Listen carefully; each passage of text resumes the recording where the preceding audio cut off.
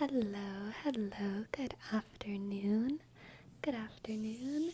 Hello, Gizzly and Jose, Jalen, Green Ninja, and Olivia, Destructicon, Caleb, Jerome, Potato Up, Injustice, Augin, Patsy. Hello, my pets. Hello, hello, hello, and Olivia. Thank you so very much. Thank you for your sub. Thank you for your 10 months, and Olivia. I very much appreciate it. Thank you, thank you.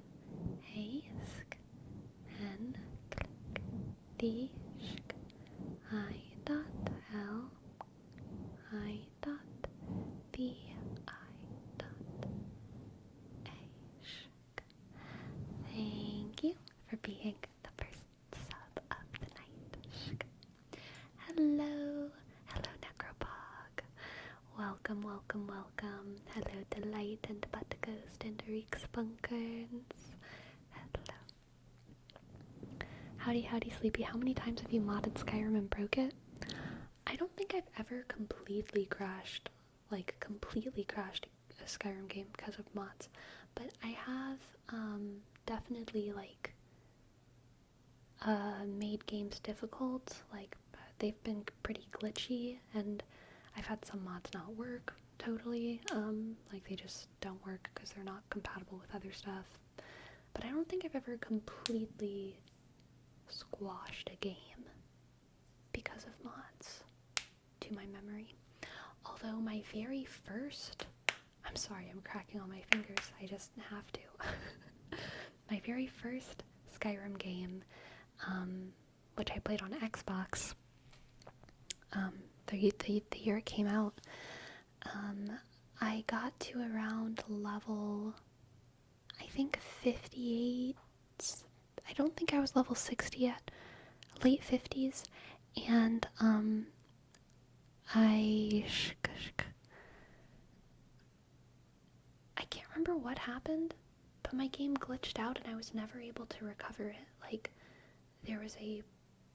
I only had one save file that I had just kept saving over, which was a mistake. I should have had more than one save file, but I just had one save file for the game, and every single time I loaded in, I would take 2 steps and it would freeze, and I was just stuck. I was just stuck forever. I was just stuck.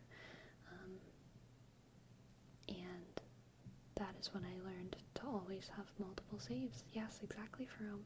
Exactly. Always have multiple saves.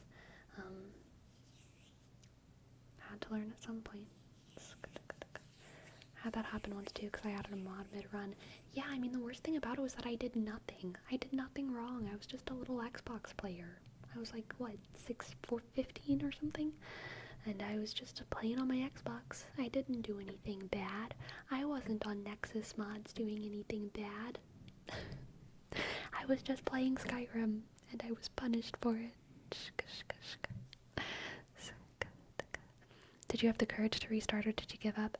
I did restart, although it was a number of years before I ever leveled a character that much again. It took me a very, very long time to, have the patience to stick with one character again as I had with my first. And I think I only ever did it again once, really. I've actually never gotten all the way to level 81 in Skyrim. I think I've done every single quest line, and I think I've finished every single quest line, but never all on the same character, and I've never gotten someone to level 81. Bitter brush. Thank you for your tip. Thank you. I'd love to give you a reading. And hello, BBG Milk. Welcome to the chat. Glad to have you. Glad you like the YouTubes. Hello, Agent. Hello, Agent. Welcome to the chat. Hello, Agent. Welcome. Alright, let's see what the cards have for Bitter Brush.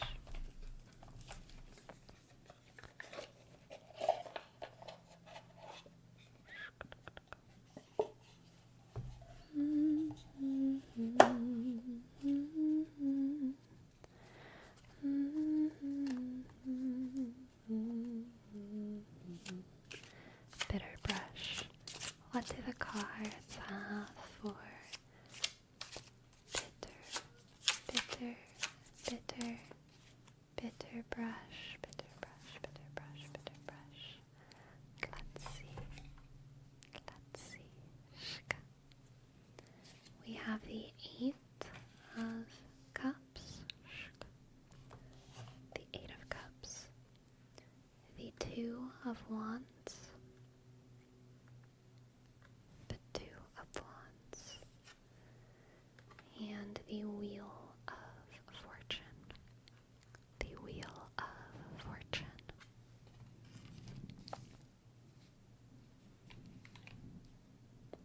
Bitter brush.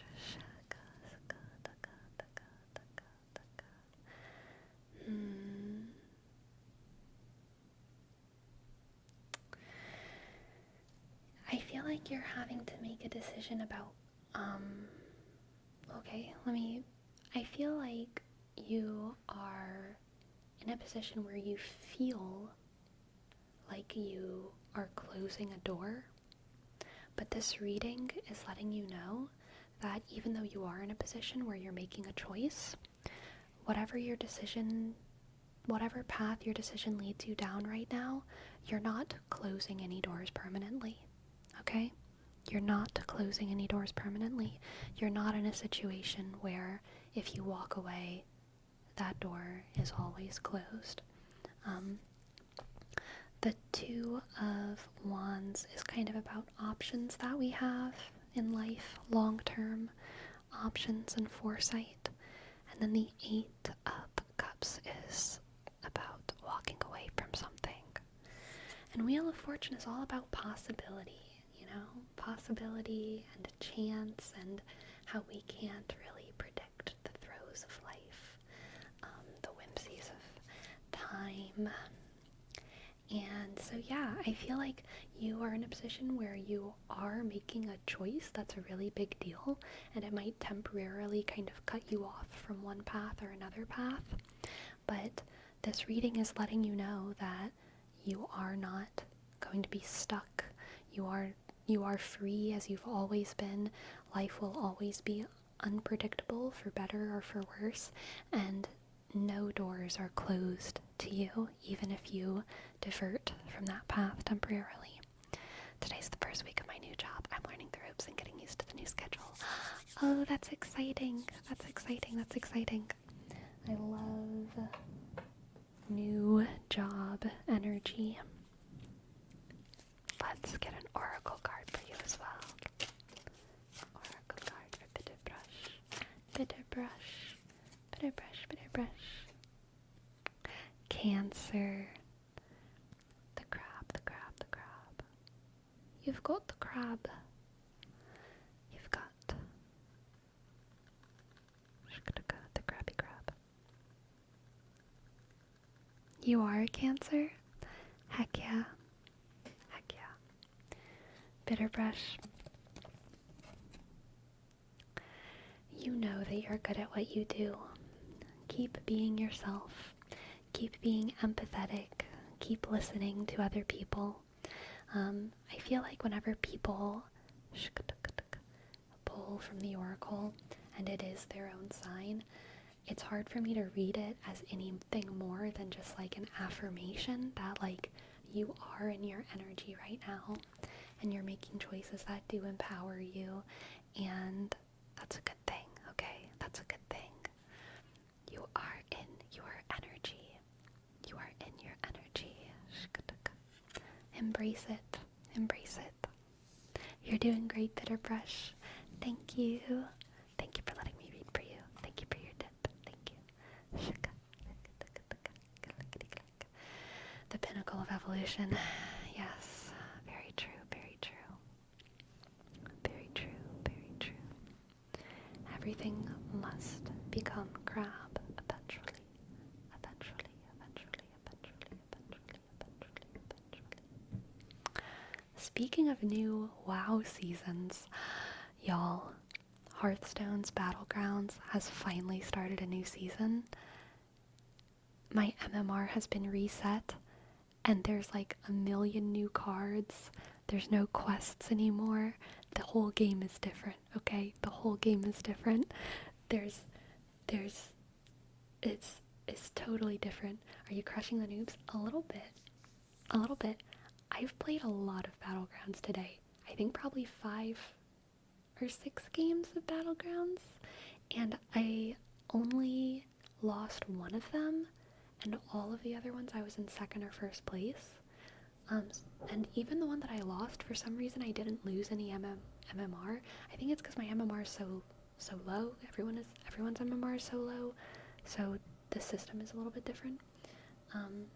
Is 5 games a lot? How long does the game usually last? For Battlegrounds, games are usually, I would say, like 20 minutes, 20 minutes, 20, 25. They can be long. They can get to like 30, 35 minutes, but I feel like usually it's like 25 minutes. Does that feel right? 25?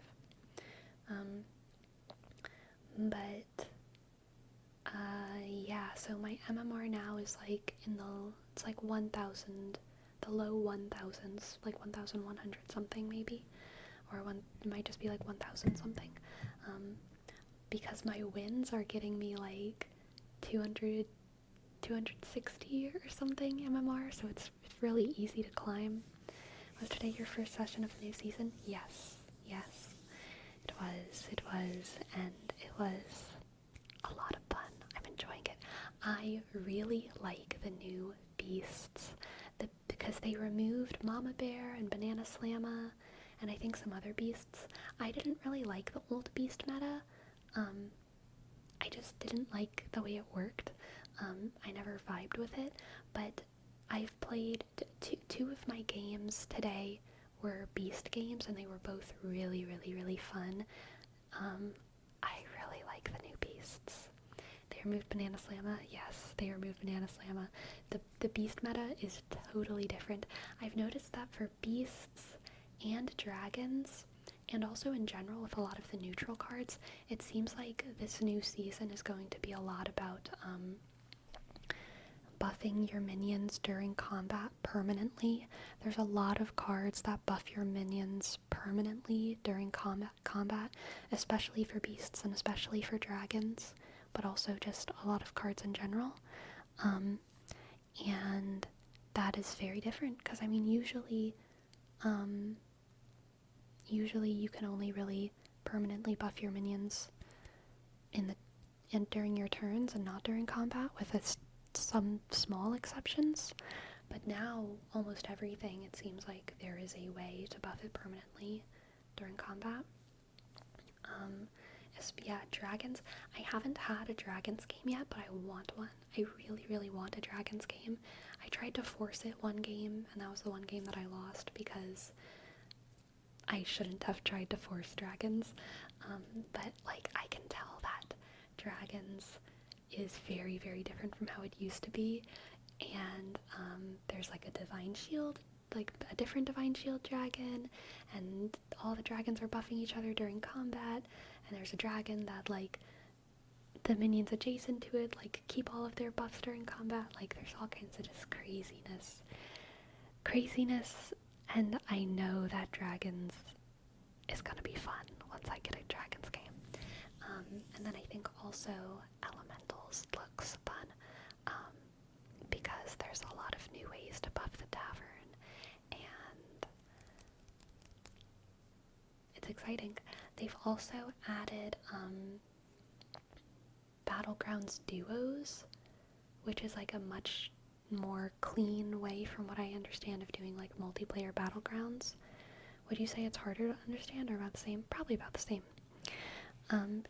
All the cards are or not all of the cards, I feel like 50% of the cards are like very different, but it's about as easy to understand. I have no idea how League TFT Duos works, but so I can't speak to it, but it's like you're actually teamed up with, I think, 3 other pairs, or against 3 other pairs of players, and you can like trade cards, or like buff each other, or do different things depending on the hero that you're playing. I haven't done it yet, but yeah, it's like you cooperate with your duo, and yeah, it looks interesting. I'm gonna be curious to try it out. I'm not sure if it'll be enjoyable. I'm also not sure how it works with the MMR. Like, I'm not sure if they have a separate MMR ranking, or if it's all the same. I really don't know. I do not know.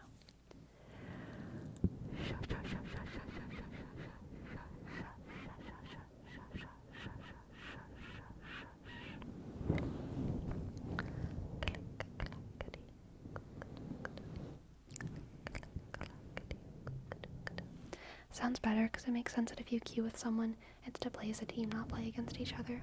Yeah, it does seem like I've watched some YouTubers doing duos, well, really just one, but it did seem like probably a big strat is going to be for one of the players to end up going support and basically like have a shit board, but like give all their good cards to the other one. You know what I mean?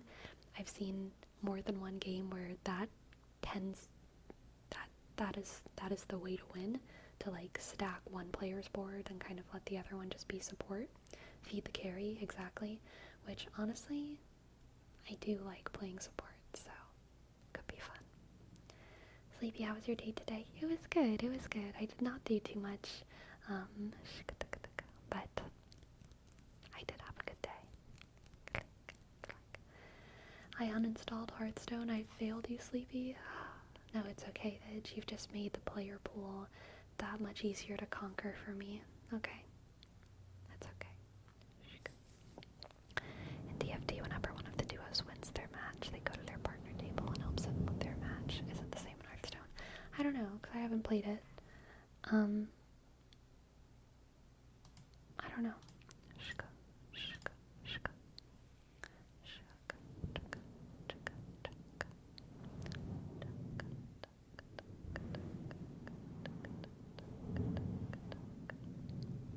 Do you spend much in packs? No, I am a completely free-to-play Hearthstoner. But I also don't play standard, like, almost at all, really ever anymore. So that's probably why it's easier for me to resist the spending.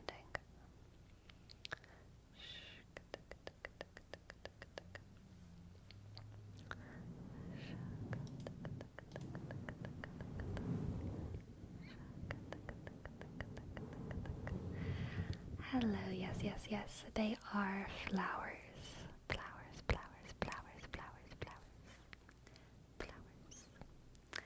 Flower power. I feel like, man, I really grew up in that, Powerpuff Girls era.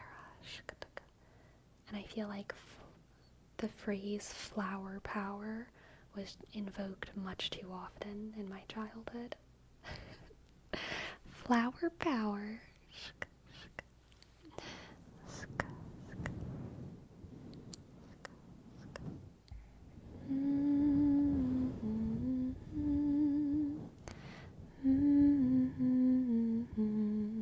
Which one of them you identified with?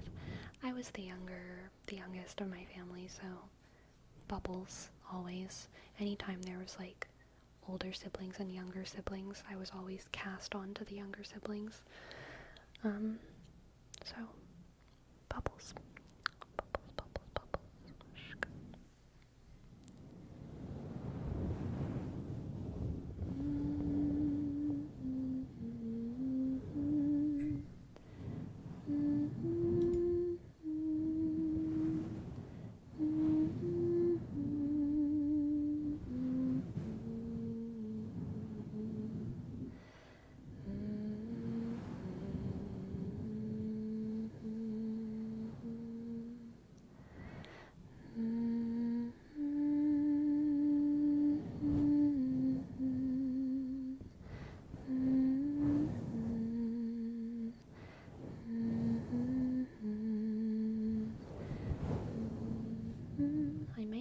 missed your tarot.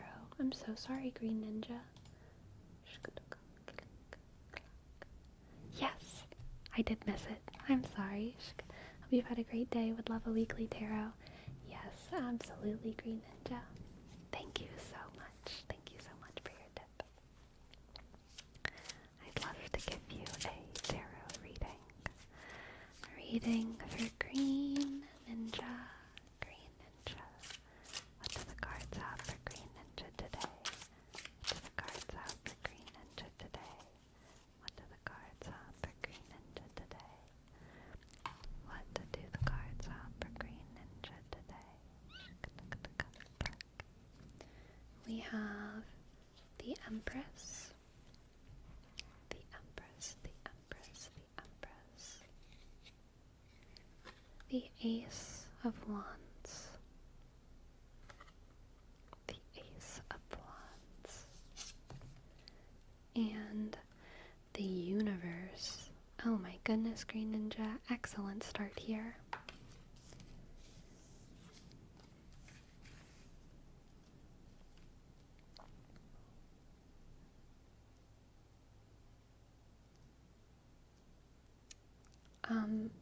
Okay, I mean, I fully Green Ninja, I feel like this is kind of, this is like a big deal. This is like a big deal tarot reading.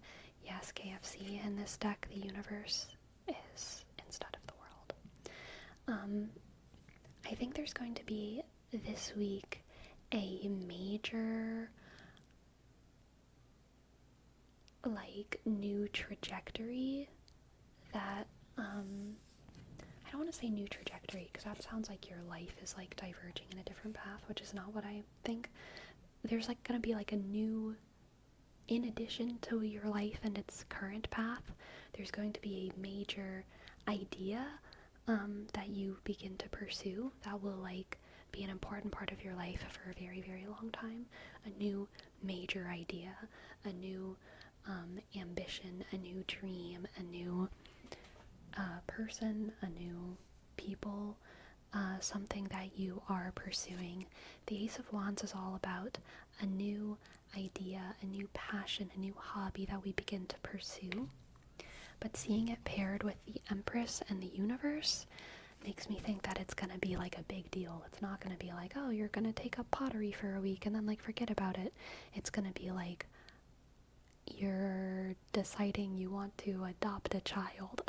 You know, like a big deal. I don't necessarily think that that's gonna be the thing, but you know, I think that your life might take on a new dream or ambition that radically expands your future into being something so much more than what it is right now, okay? Something much, much, much more than what it is now. We also have Temperance here, and the Hermit,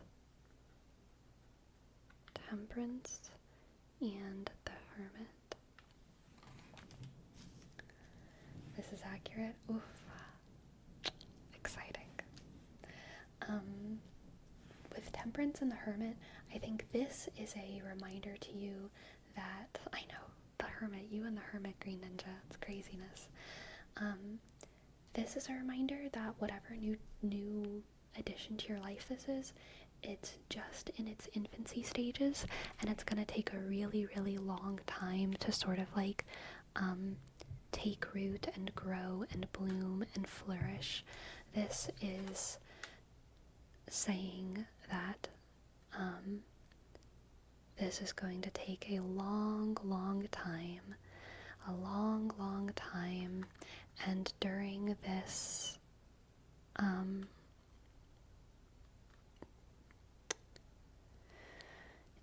don't want to say during this time, because even saying it's a long time isn't really accurate. It's more like a reminder that you're in this for the long haul. This isn't just like, again, this isn't like a pottery class that you're taking on for a while and then eventually you'll make a good enough pot and then you'll be done. It's like you're taking on a kind of lifelong addition to your world, a lifelong addition to your identity, and it's something that you don't want to rush. You don't want to rush.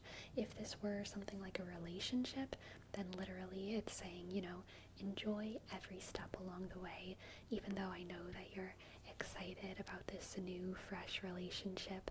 Don't rush. You have your entire life to experience all of these different firsts with each other, so don't rush. Don't rush.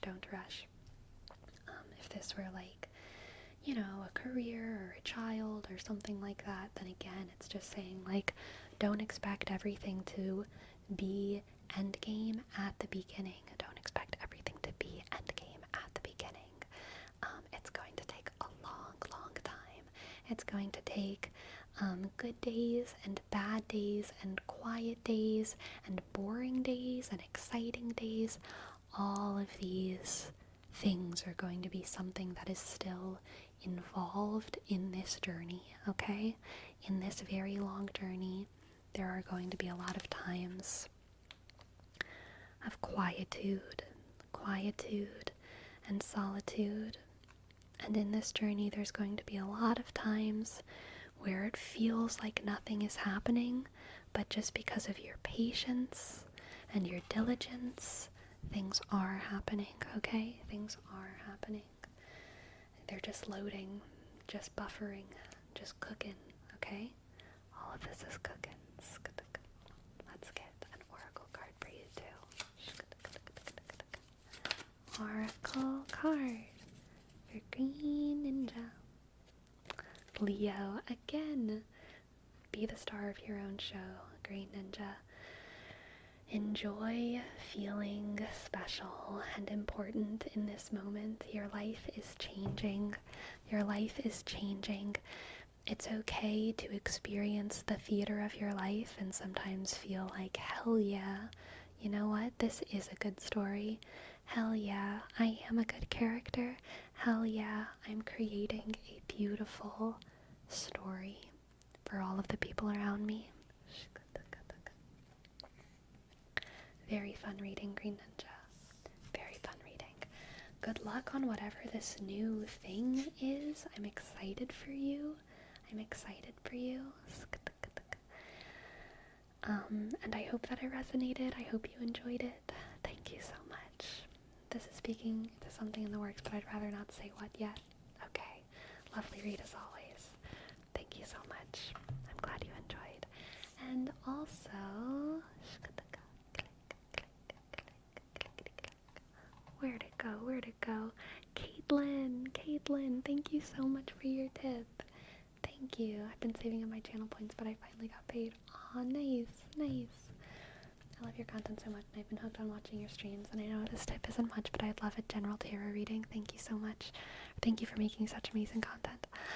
Thank you. I appreciate it, Caitlyn. Sleepy.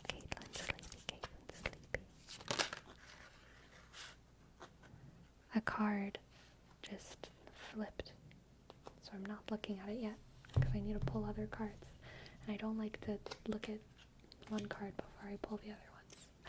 Okay, let's see what cards we have. This is the card that flipped while I was shuffling. Justice.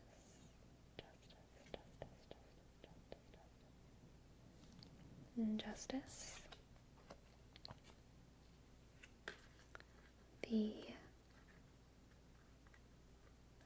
4, 5, Justice, the 5 of Wands, Justice, the 5 of Wands, and the 3 of Wands.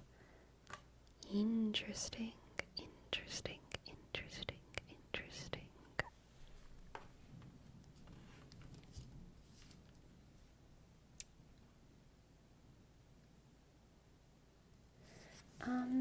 Caitlyn, I think that,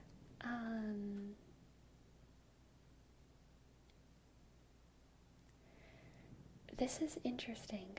I think this is I don't know if you do any kind of, like, improvisational work in your life.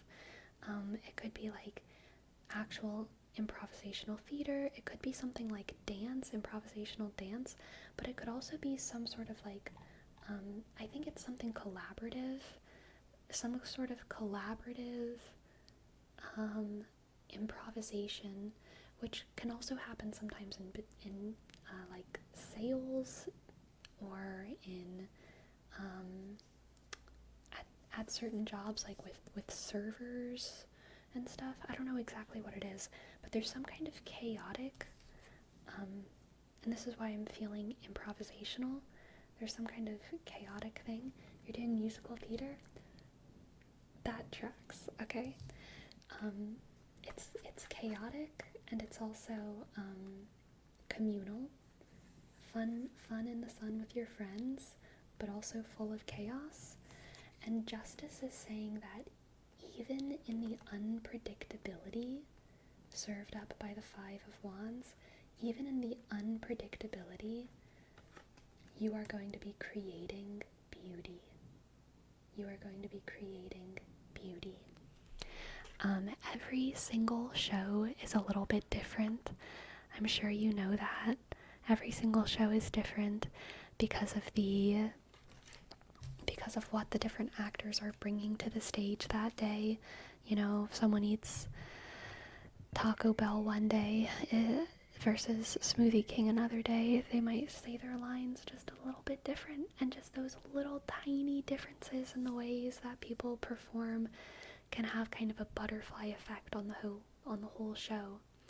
And it's not a bad thing, it's actually exciting, and it's what makes theater alive and good, and it's why people go to see live theater, because it's different and special every single night.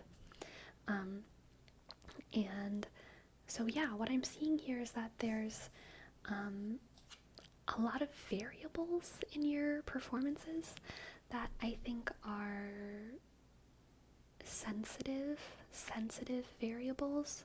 Some shows have more variables than others, and I feel like whatever you're doing right now has a lot of variables. There's a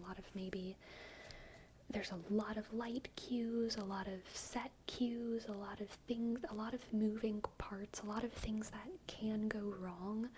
And yet, you and your cast and your crew are going to navigate it beautifully, okay? The Three of Wands is bantering and having fun and dancing with its friends. It's truly, dancing in the chaos, dancing beautifully in the chaos. And yeah, with Justice, again, Justice is about balance and beauty and aesthetic. And I feel like this reading is really just an affirmation that you and your cast and your crew are going to navigate all of these variables phenomenally well. And it's going to be exciting every single night. And no night, it's not gonna like go the way that y'all plan it to every night, but it's gonna go great every night. Does that make sense? Hell yeah, there are a lot of moving parts in our performances on May 31st, so we're getting closer. You've got it. You've got it. You've got it. You're gonna do great, okay? You're gonna do great. No one goes to the theater to see a movie. You know what I'm saying?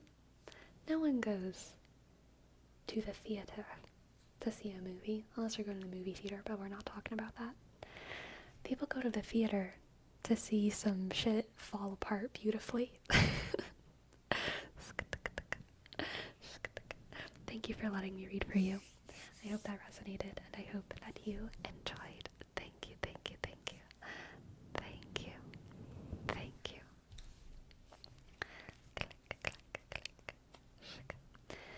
Sleepy, would you say a concert would also be considered theater?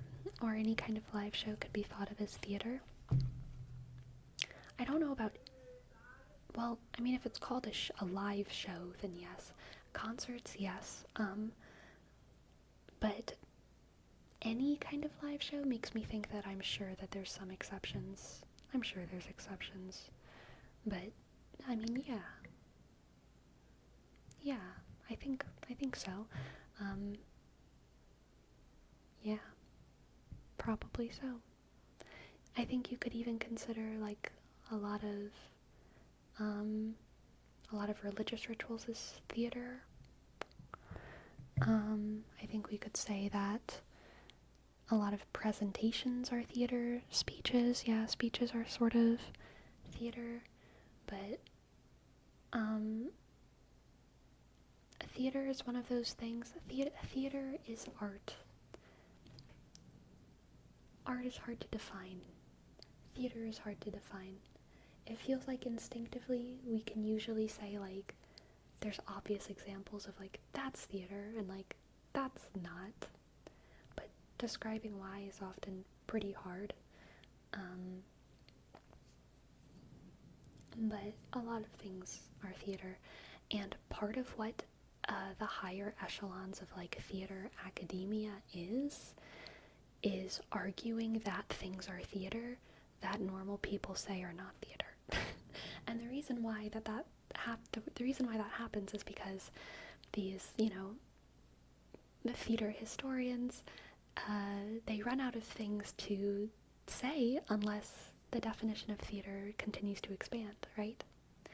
And so there's basically like two things that you can do as a theater historian. You start to either say, like, I have a new idea about this kind of theater, or you say, I think that this is theater and should be observed as theater. And that's really the more academic way to say it. It's not, is this theater or is this not theater? It's more, what happens if we analyze this as theater? What happens if we analyze this as theater? Do we get anything from that? The answer is usually yes. That doesn't make everything theater, but analyzing things as theater is like a productive sort of analysis. So yeah, I think analyzing speeches as theater is productive, analyzing ASMR as theater is productive, analyzing sales pitches as theater is productive, analyzing hibachi grills as theater is productive, analyzing sports as theater is productive. Yes, it doesn't make all of those things theater, but it does make them something that we can analyze as theater and reap fruit from.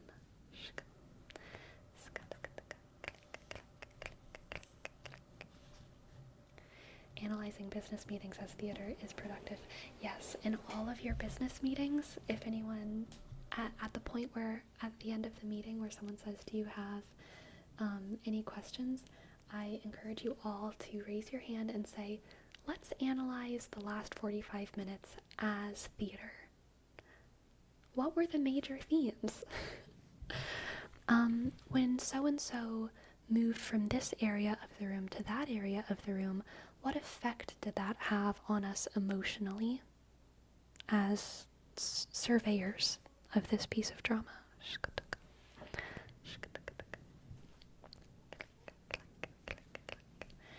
Alright, for Flipster, we have a word wrap for Shamalama Kring Shing Dog. Shamalama Kring Shing Dog. Shamalama Kring Shing Dog. Shamalama Kring Shing Dog.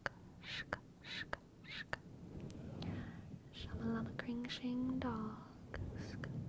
Shamalama Kring Shing Dog. Shamalama Kring Shing Dog. Shamalama Kring Shing Dog. Shamalama Kring Shing Dog. Let's argue that. As a connoisseur, what would you say is not theater? So, I think children's books are not theater. I think most literature is not theater. I think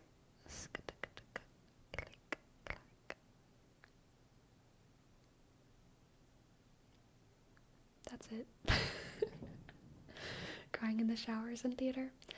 I mean, when I cry in the shower, I think it's arguably theater, okay?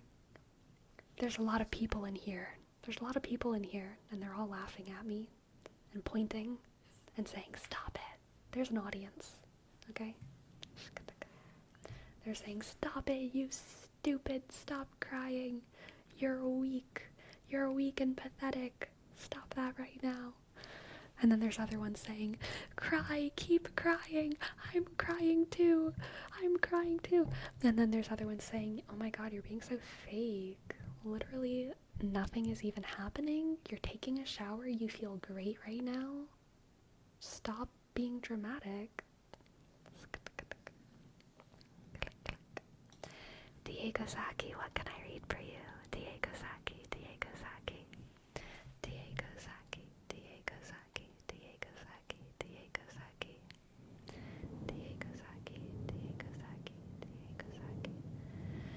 Oh, Kaylee, yes, even bad theater is still theater.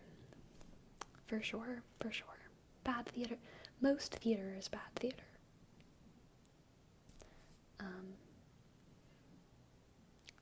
Yeah. Yes, okay, it's on Discard. Excellent. Let's see.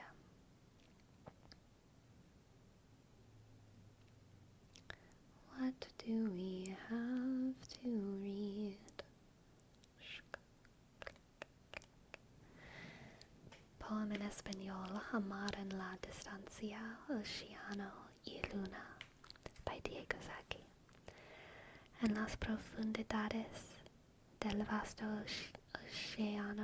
océano azul, donde las olas bailan al ritmo del viento, vive el espíritu del mar, sereno y grácil, bajo el manto de estrellas en su eterno lamento. La luna desde lo alto lo miraba con ternura, susurros de amistad entre las olas y la brisa. Así comenzó su historia, una conexión pura entre dos almas unidas por una misma sonrisa. El océano, con sus mareas y sus secretos, compartía con la luna sus más profundos anhelos, mientras ella con su luz lo envolvía en sus reflejos, creando un lazo que trascendía los celos. Pero en el corazón del mar una tristeza escondida, pues aunque la luna estaba cerca, siempre le parecía lejana, como los jóvenes que se encuentran en una cita, sintiendo el amor pero también la añoranza. A pesar de la distancia, juntos enfrentaban la noche. El océano calmaba en alma agitada de la luna y ella, con su luz, traía al mar la calma y el derroche en un romance etéreo, llena de ternura alguna. Así, entre susurros de las olas y la luz de la noche, el océano y la luna encontraron su destino, unidos por un lazo que ni la distancia deshacé en un amor agridulce, pero lleno de dulce camino. Okay, now the poem in English. It is dulce. Oh no, it is dulce. Okay.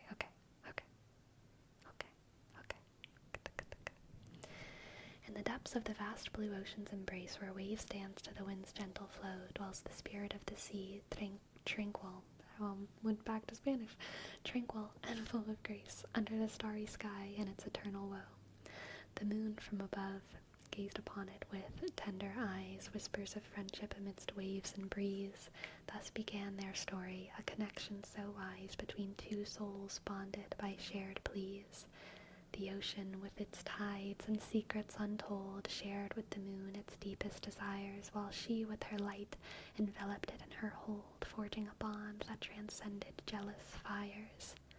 But in the heart of the sea, a hidden sadness lay, for though the moon was near, it always seemed far. Like young lovers on a date, they sway, feeling love, yet longing under the star. Despite the distance, together they faced the night, the ocean soothing the moon's restless soul, and she, with her light, brought the sea delight in an ethereal romance, with a bittersweet toll.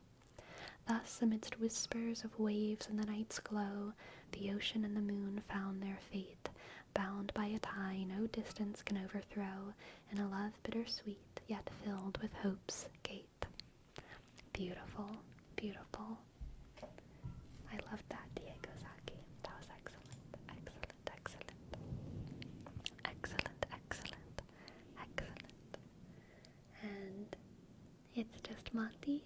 Here's your name trace. I click T sk S J sk U sk S T sk M click click 0 sk N sk D click Y.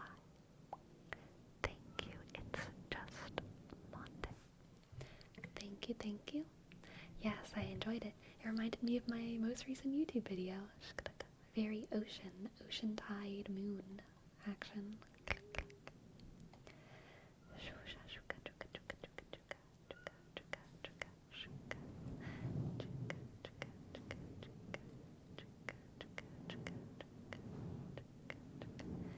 You took a little bit of inspo from it? Aw, that's so flattering. Thank you.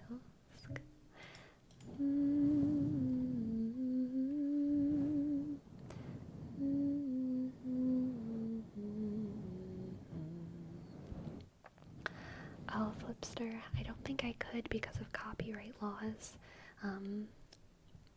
I can't do too much reading of books that are not public domain, but, I mean, I can read tiny excerpts of books, but it wouldn't be worth it to try and get through a whole book. Have you ever considered writing your own book? I mean, considered, yes, but I don't know what book I should write. And writing a book is, it's a pretty big deal. It takes a long time, you know? I feel like I have commitment issues with things that I decide to, do, and writing a book takes a lot of commitment. But I feel like if I started writing a book, I would be maybe I should just write a different book. 25 pages in. ASMR throughout history and its modern impact and culture. I would love to write a paper on that, but a book would bore me, okay? I don't think I have more than 50 pages of ASMR history. I mean, I could, but it would be an assignment. I wouldn't have as much fun. Aw, you're very welcome, Sue. You're very welcome.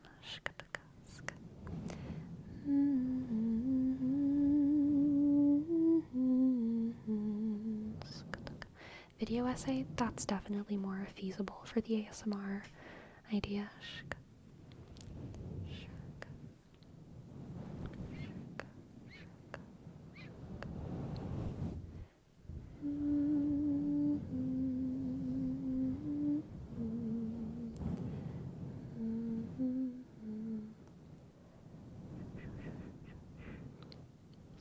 Do you have actual scripts for your videos or just bullet points? Definitely not scripts, and only sometimes bullet points. Sometimes I don't even have that. Sometimes all I have is a concept, and I'm like, I'll figure it out. Usually, all I have is a concept, and I'm like, I'll figure it out. But sometimes I have bullet points.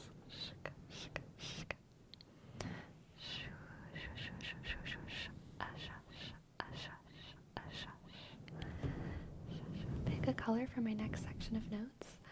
Blue, blue, blue, blue, blue, blue, blue.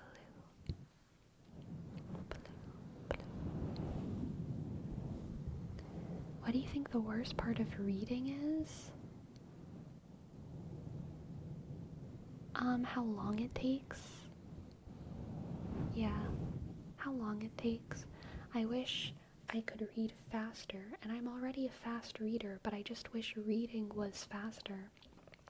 You know what I mean? I wish reading was like, I wish you could just like read pages like that fast, but you can't. You can't.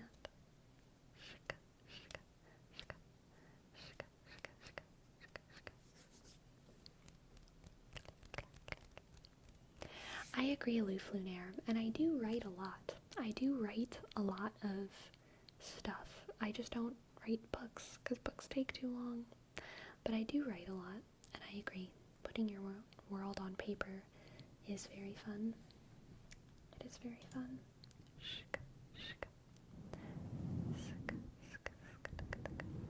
How fast of a reader are you? Have you estimated how long a page takes you? No, I don't. And I don't want to. Like, that would take when I read, if I'm timing myself while I'm reading, then like, what am I doing? Like, that, no. It's like, I don't know. No, I don't want to time myself while I'm reading. I like to be in my books.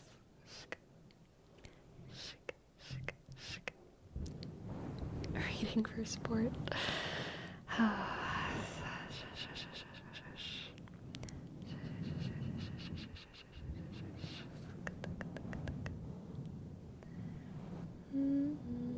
What would you say the best part of reading is? The immersion, the focus. It's almost meditational, like whenever you are in a book and the rest of the world completely disappears.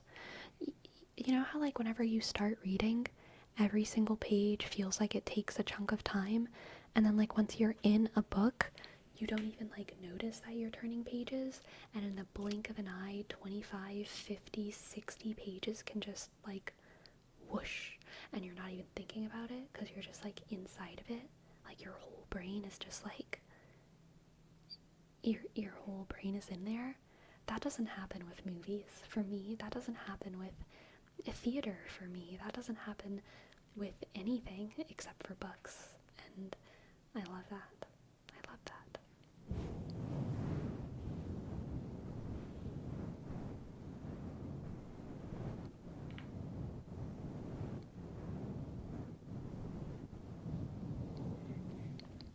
I think you talked about this before, but does the scenario you're reading become images in your mind as you read them?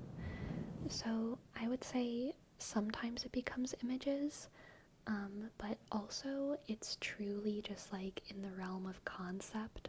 I think most of the time for me, I don't know how to describe that, but it's just like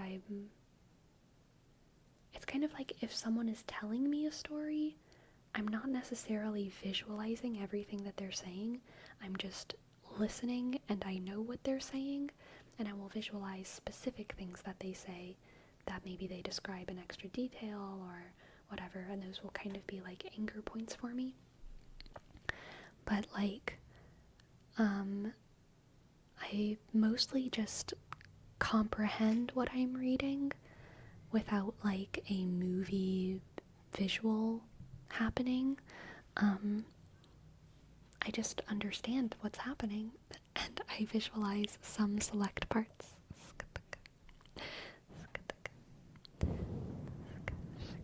Also, Burrell, what can I read for you? What can I read for you? What can I read for you?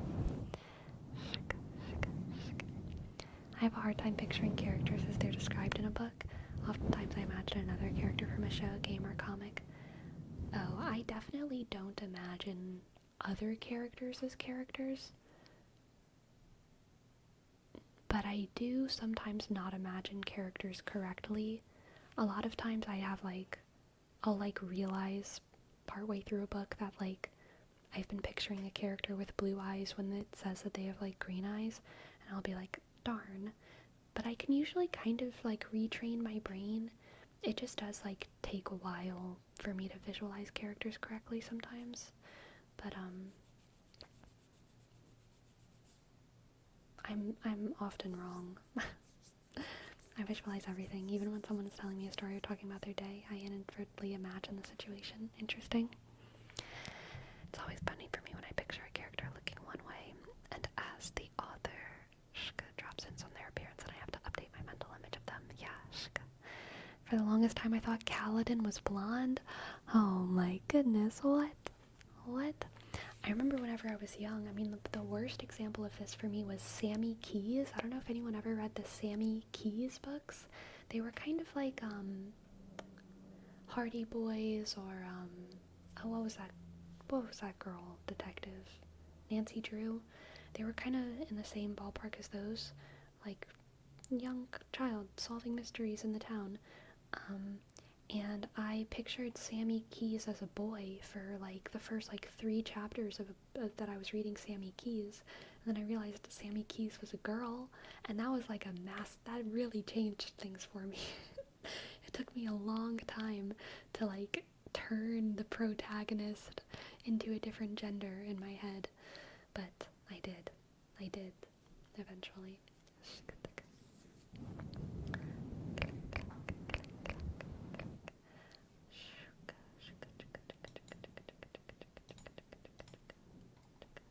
Psycho by Mio Rodriguez. You've got it, bro.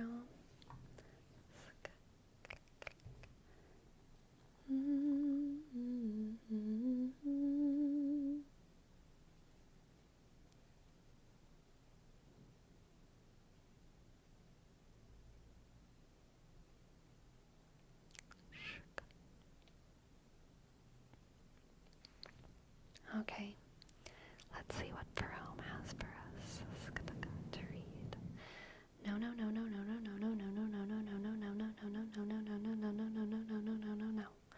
I'll wear all pink to your white wedding. I'll dance all night and do something upsetting. I'll laugh when you kick me out. It's been the 3rd time already.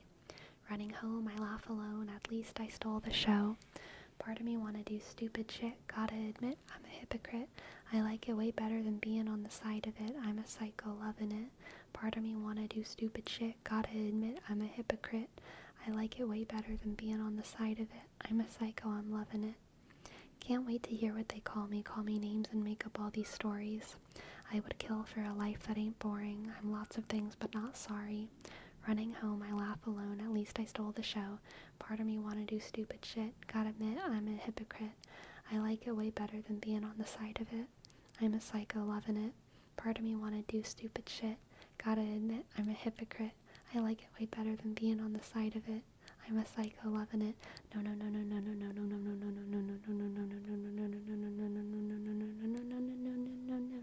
No. Time of my life, we're all just skeletons just joining the fight for the adrenaline. Time of my life, we're all just skeletons just joining the fight. Part of me wanna do stupid shit. Gotta admit, I'm a hypocrite. I like it way better than being on the side of it. I'm a psycho loving it. Part of me wanna do stupid shit. Gotta admit, I'm a hypocrite. I like it way better than being on the side of it. I'm a psycho loving it.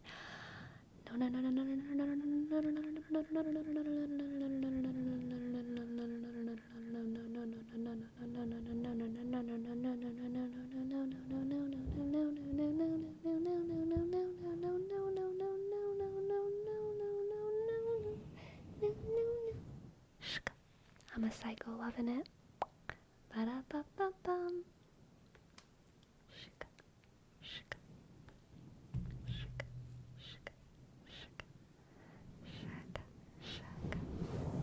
Thank you, Pearl. That was fun. I need to move my cat tree a little bit closer. so that my cat can sit on it. Alright. Caitlyn, sleepy. What can I read for you? What can I read for you? What can I read for you? Caitlyn, Caitlyn, Caitlyn, Caitlyn. Hello, girl. What's up? Shika, shika. Shaka, shaka, shaka.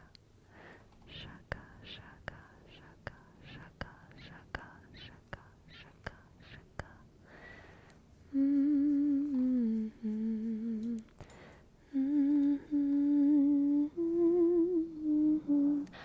Thank you. Birthday Cake by Whitney Hansen. Birthday Cake. Whitney Hansen.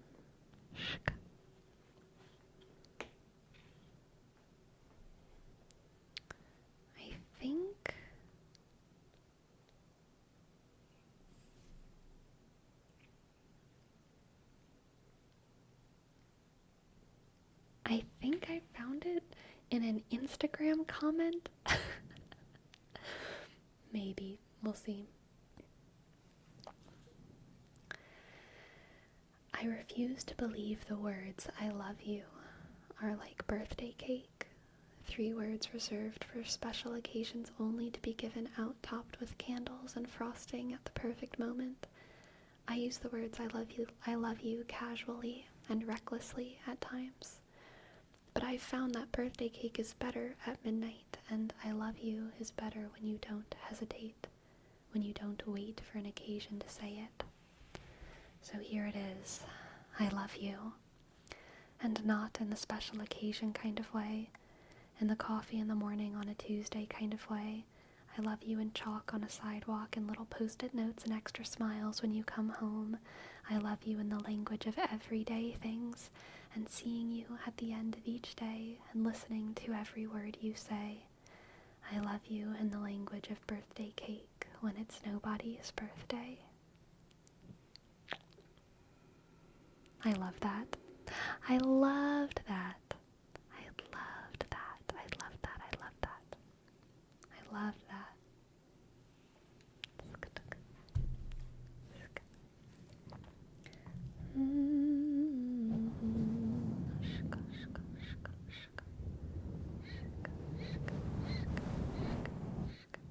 Sleepy. The other channel had many sharp things. It was awful. You best not be trash talking Night Shifter ASMR, okay? They have some of my favorite triggers on Twitch, alright? But that's okay. Everyone has their own ASMR tastes. What inspires you to combine card readings with ASMR? I used to spend a lot of time on the tarot reading side of Twitch, and I just got ASMR from it, and I loved it. So, yeah, but also I'm not the first person to do it. There's a lot of other ASMR artists who have done tarot readings on Twitch before me. It kind of just feels right. Just feels right. Night Shifter's like the R&D of ASMR. I don't know what R&D is. My brain says rest and digest. Your sympathetic nervous system. Sympathetic nervous system, rest and digest.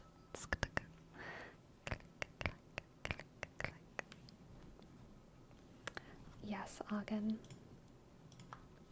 Go for it.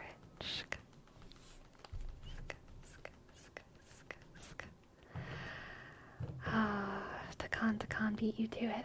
That's okay. That's okay. Alright, Takan. Speedy human over there. Let's see what the cards have for you, Takan.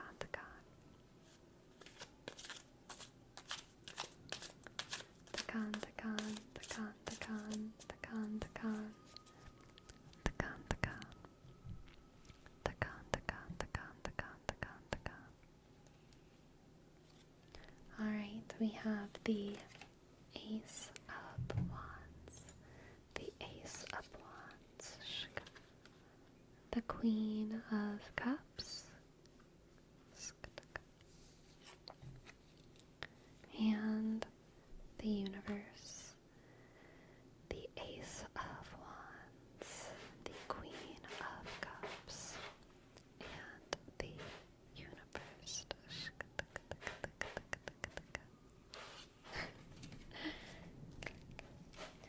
Takan.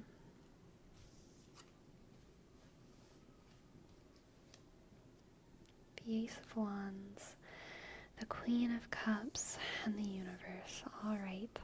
Takan, the universe is calling you to show some love to the people around you, alright? Show some love to the people around you. The Queen of Cups is very giving and very attendant to other people's needs, their hearts, their desires. And I feel like you have a lot of sort of passions and endeavors and things that can kind of pull you away from tapping into other people because you're focused on your goals, you're focused on your goals, you're focused on your goals. And this reading is just a reminder to you to be empathetic to people around you, to focus on the here and now, to focus on living in your current universe and for your current universe, and not always the universe that you see in your future, okay? Remember to be attendant to the people who are with you here and now, because people change. And if you love the people who you have around you today, then you should love them today. If you love the people who you have around you today, you shouldn't just bank on being able to love them in a month, a year, 5 years. If you love them today, you should love them today. You know what I mean? You know what I'm saying? You know what I'm saying? So, remember to love the people that you love. Takan, okay? Thank you so much for letting me read for you. My cat wants to play with this string. I hope it resonated, and I hope that you enjoyed.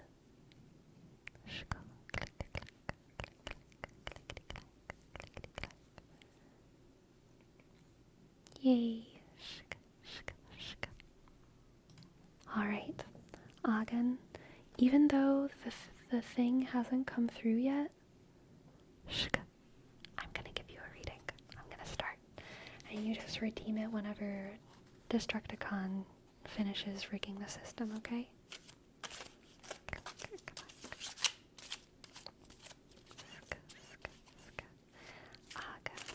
Hello, Creed. Welcome in. Welcome in. I'm glad you enjoy the YouTube content. Let's see. What do the cards have for Augin? I kind of want to,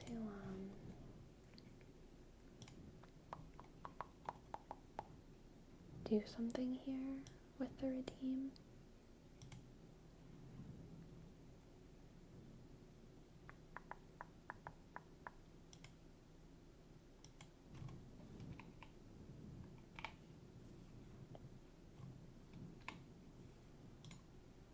I'm gonna do something a little bit wild.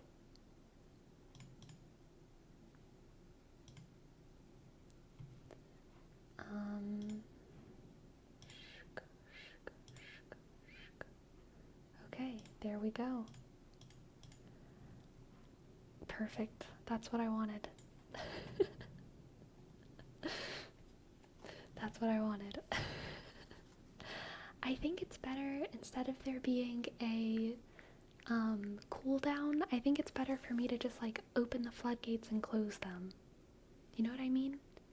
That way people can like, because people are gonna be sitting on it anyway, you know what I mean? I think it makes sense. I am gonna do Augin's first. Because it's honestly thanks to Augin we're doing readings at all, okay? So let's do it. Let's see what the cards have for Augin.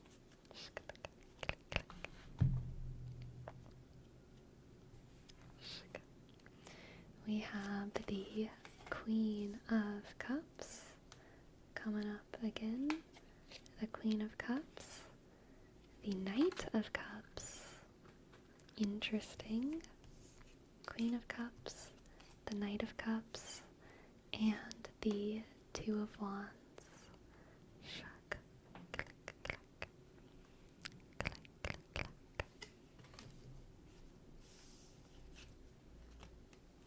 Okay, Augin.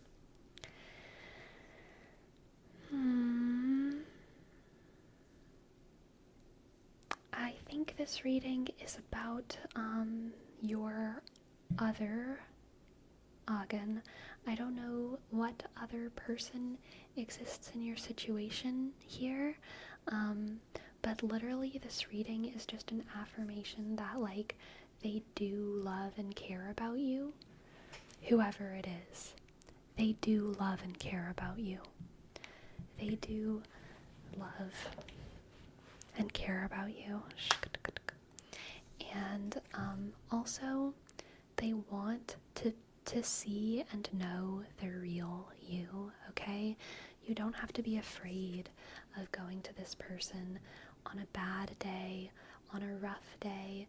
You also don't have to be afraid of going to them and being affectionate and being loving.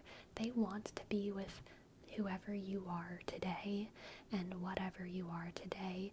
They want you to have the freedom around them to wear your heart on your sleeve and to be your true self, okay? They want you to be your true self because they are accepting and loving and interested. They are interested in you and they are invested in your life, alright? And here, the Two of Wands, I think the Two of Wands here is saying that, like, you and this person are going to be intertwined for a very long time, alright? I don't know if, I'm not getting necessarily romantic vibes from this. It could be, but this could also be a reading pertaining to a family member or a sibling or someone who you're partnered with in business or something. But I think it's someone who you are going to be kind of in proximity to for a very, very long time into the future. And this reading is an affirmation that they do care about you and they are invested in your emotional well-being and they don't want you to be afraid. So if there's something on your heart, if there's something on your mind, don't be afraid of talking to them, alright? Don't be afraid of talking to them. Even if you've never crossed those kinds of boundaries before, it might be time to, like, open up those floodgates, and maybe they as well will have things that they want to get off their chest to someone like you know what I mean? It might be time. It might be time.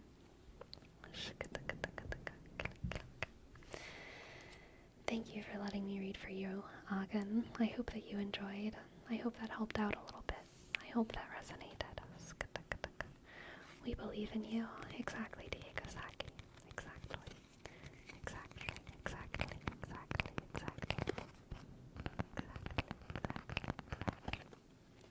Alright, now let's do a reading for Rel.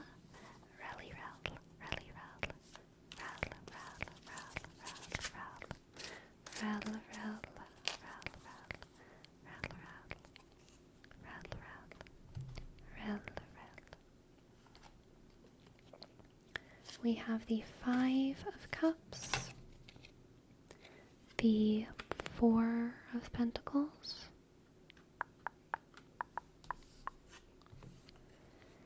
Five of Cups, Four of Pentacles, and the Six of Pentacles. 5, 4, and 6.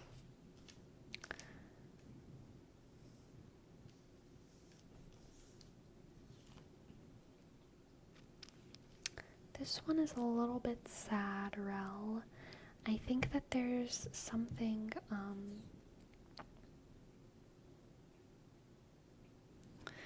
I think you've gone through a great deal of loss, and, honestly, what this reading is giving me is, like, a fear of abandonment, a fear of abandonment that makes you cling to things and people in your life. And I think that that fear comes from a sort of abandonment that you've gone through in your life. Now, this abandonment that you've gone through isn't necessarily someone, deliberately leaving you. It could be the death of a parent, the death of a child. It could be, okay, we can wait, Raul, we can wait. We'll be patient, we'll be patient, we'll be patient. We'll be patient, patient, patient. We'll give some tinkle, tinkle, tinkle, tinkle, tingles. It's over? Okay. So what I was saying was that this reading struck me as some sort of abandonment, fear of abandonment that you're going through, rooted in some kind of abandonment that you've had in the past.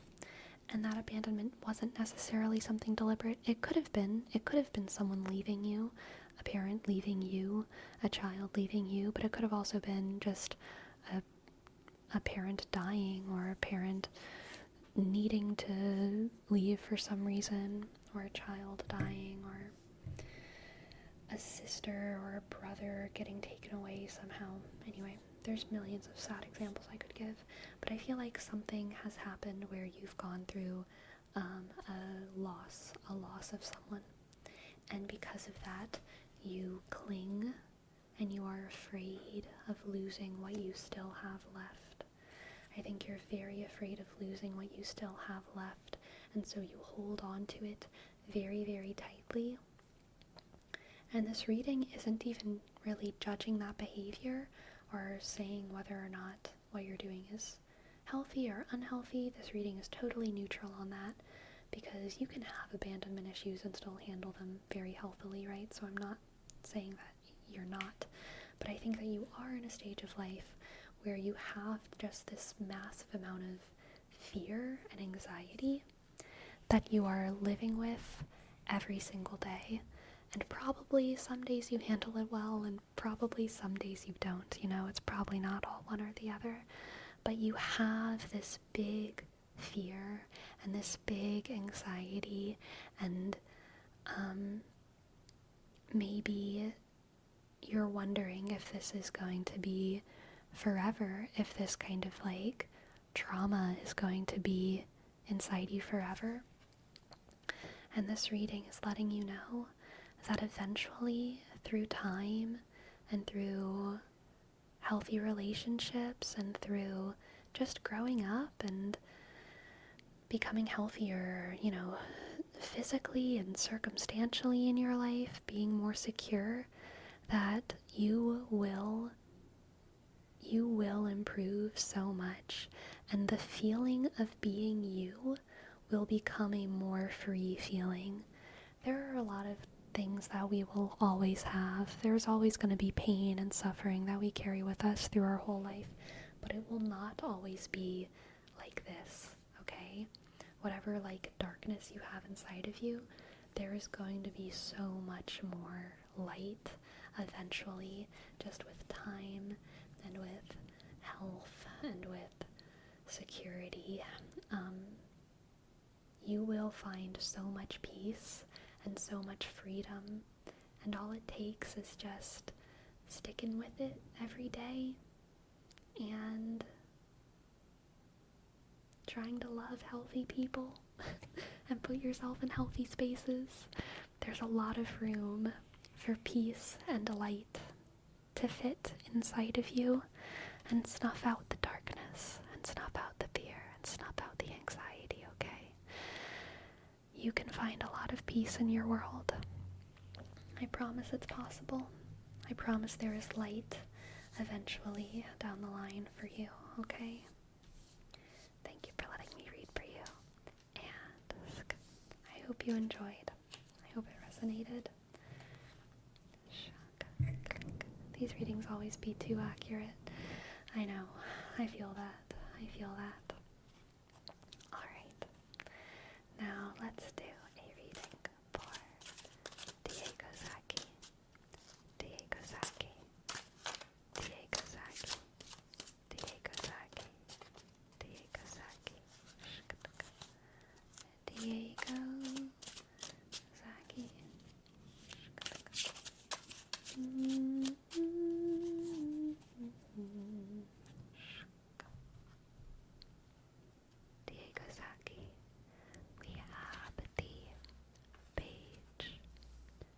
Page of Pentacles, Page of Pentacles, Page of Pentacles. The Knight of Swords, the Knight of Swords, the Knight of Swords, and Justice.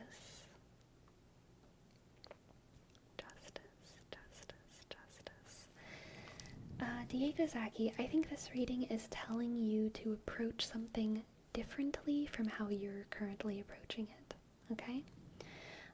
I think you are approaching something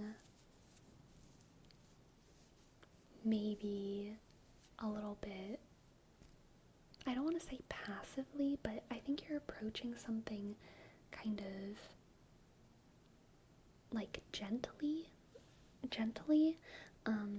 approaching something cautiously, timidly, trying to like learn maybe from observing people around you and not being too much trouble. And this reading is encouraging you to kind of take the bull by the horns and impose yourself on other people and be assertive and not be afraid to ask every question that comes into your mind, to learn from asking, not just from observing, to learn from doing things and making mistakes rather from, you know, being too afraid to do things and like waiting and just trying to do things too slowly. Yeah, really. So I think that being observant and being kind of passive is your default state. And this reading is kind of telling you to maybe get out of your comfort zone a little bit and assert yourself in the spaces around you, in whatever craft it is that you're trying to learn and grow. And I think that because this Page of Pentacles, this more cautious, timid learner, is your default state, and because I think that you have a kind of natural resistance towards this kind of assertive questions asking, imposing yourself on other people character. You are never going to become that, okay? You are never going to become that which annoys you. In striving to be a little bit more like this, you're actually going to meet the perfect middle, okay? You're actually going to meet the perfect middle. You're never going to be annoying. You're never going to be aggressive. You're never going to be too loud or too much or too anything. But in allowing yourself to stretch a little bit out of your comfort zone in this direction, you're actually going to be the perfect middle, the perfect balance, all right? Thank you for letting me read for you. I hope you enjoyed. I hope it resonated. Thank you, thank you, thank you, thank you, thank you, thank you. Shka, shka, shka. Aga, aga, aga, aga, aga. Thank you for your shkataka prime. I appreciate it.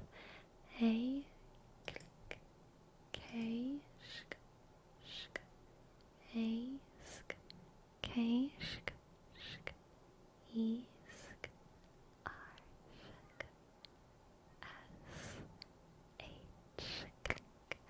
Thank you, Akka Kirsch, for your prime. Thank you, thank you, thank you. Thank you, Akka, Akka, Akka, Akka, thank you. Thank you. Okay. Now we have a reading for Akai Sunset. Akai Sunset. Akai Sunset. Akai Sunset. Akai Sunset.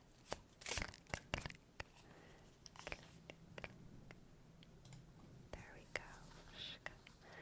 What do the cards have for Akai Sunset? We have the Hermit, Temperance, and the moon, the moon, the moon. The Hermit, Temperance, and the moon. The Hermit, Temperance, and the moon. Akai, I have never seen a reading that is more like you need to go sit by yourself and think for a long time than this, okay? I don't know if you meditate, but like, I feel like you should. I feel like, or maybe prayer, whatever your form of spirituality is, and introspection, you like need to do that, because I think that there are things bubbling up within you that you need to take the time to kind of clarify.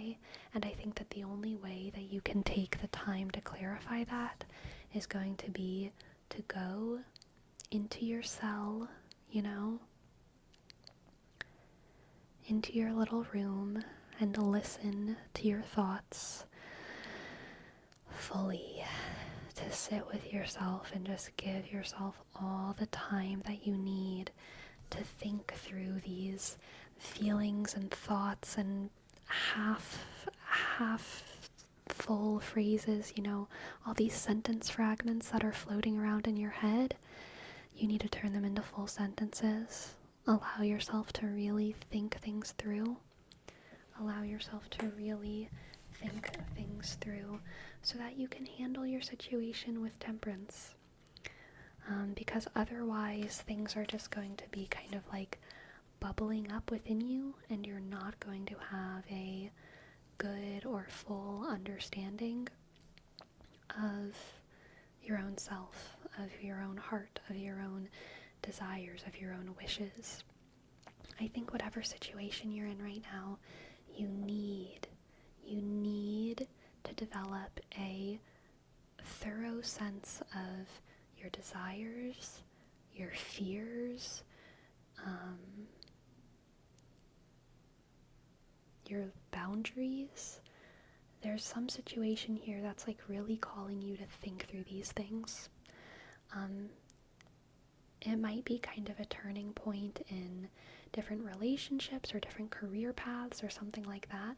But I think that this is definitely a reading where like, you need to go and like think through stuff and like come out of it with like lists of like, here's what I want, here's what I need, here's what I'm afraid of, here's what I need from this person versus here's what I want from this person versus here's what I want from myself versus here's my, like, you really need to think through all of the stuff that I think maybe you are afraid to put into complete sentences.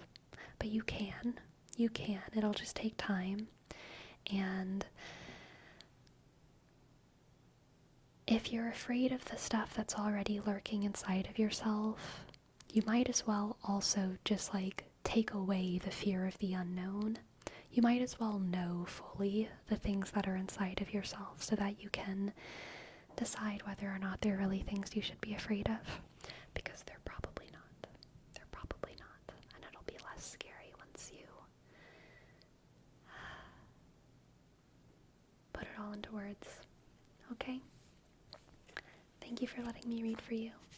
I hope it resonated, and I hope you enjoyed. Now let's do a reading for Gizzly, Gizzly. Gizzly, Gizzly, Gizzly, Gizzly, Gizzly, Gizzly. Gizzly, Gizzly, Gizzly, Gizzly, Gizzly, Gizzly, Gizzly.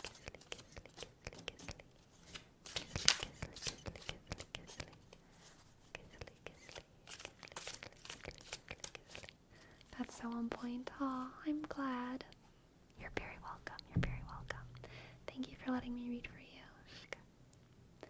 Alright, Gizzly. For you, we have the 7 of Wands, the Sun,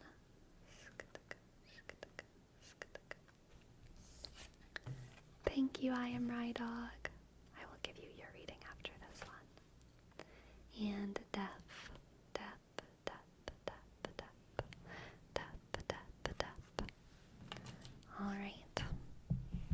I'm being very bad with my microphone wire. It was like wrapped around my foot and I didn't even realize. So very dangerous. A crisis waiting to happen.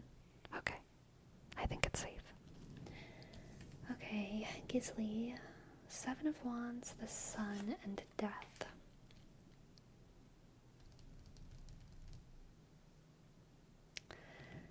What a good reading, Gizzly. You are at the end of a journey, full stop.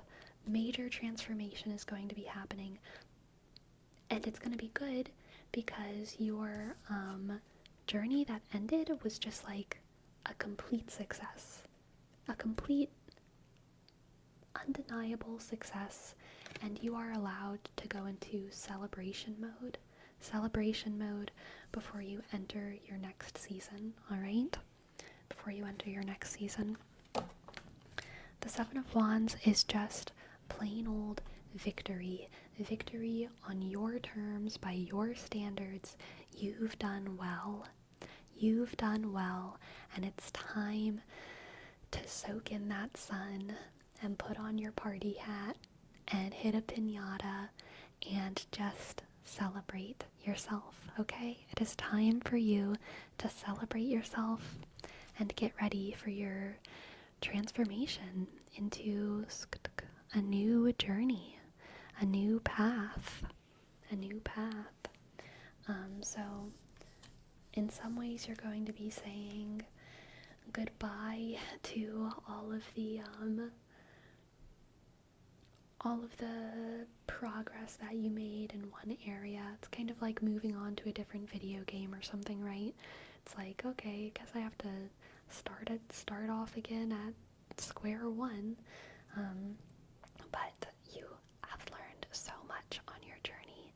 And just as like every video game kind of gets you a little bit better at all video games, even though you're switching journeys now, you are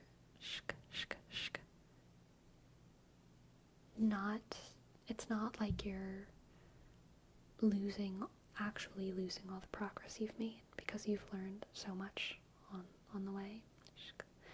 Me after finishing a 100-hour JRPG and not knowing what to do with my life. Play another video game. Having your save file corrupted? No, that's not the vibe. Incorrect, because this is a victory. This is a victory. This is finishing Skyrim, okay? Me after beating Melania. Yes, exactly. This is, fully finishing something, winning something, doing well, celebrating yourself, and then having the excitement to go on to a new thing, okay? The excitement to go on to a new thing. So good job, Gizzly. Good job. I'm very proud of you. You've done very well. Thank you for letting me read for you, and I hope that resonated a little bit. Okay, now let's do a reading for I Am Rydog.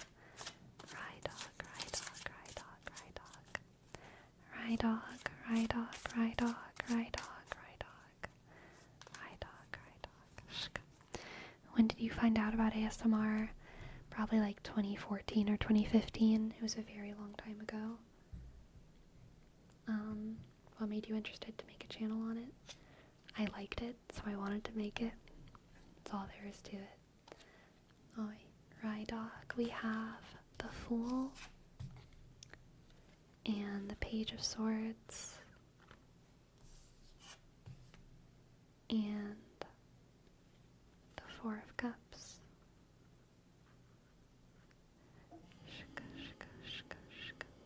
The Fool, the Page of Swords, and the Four of Cups.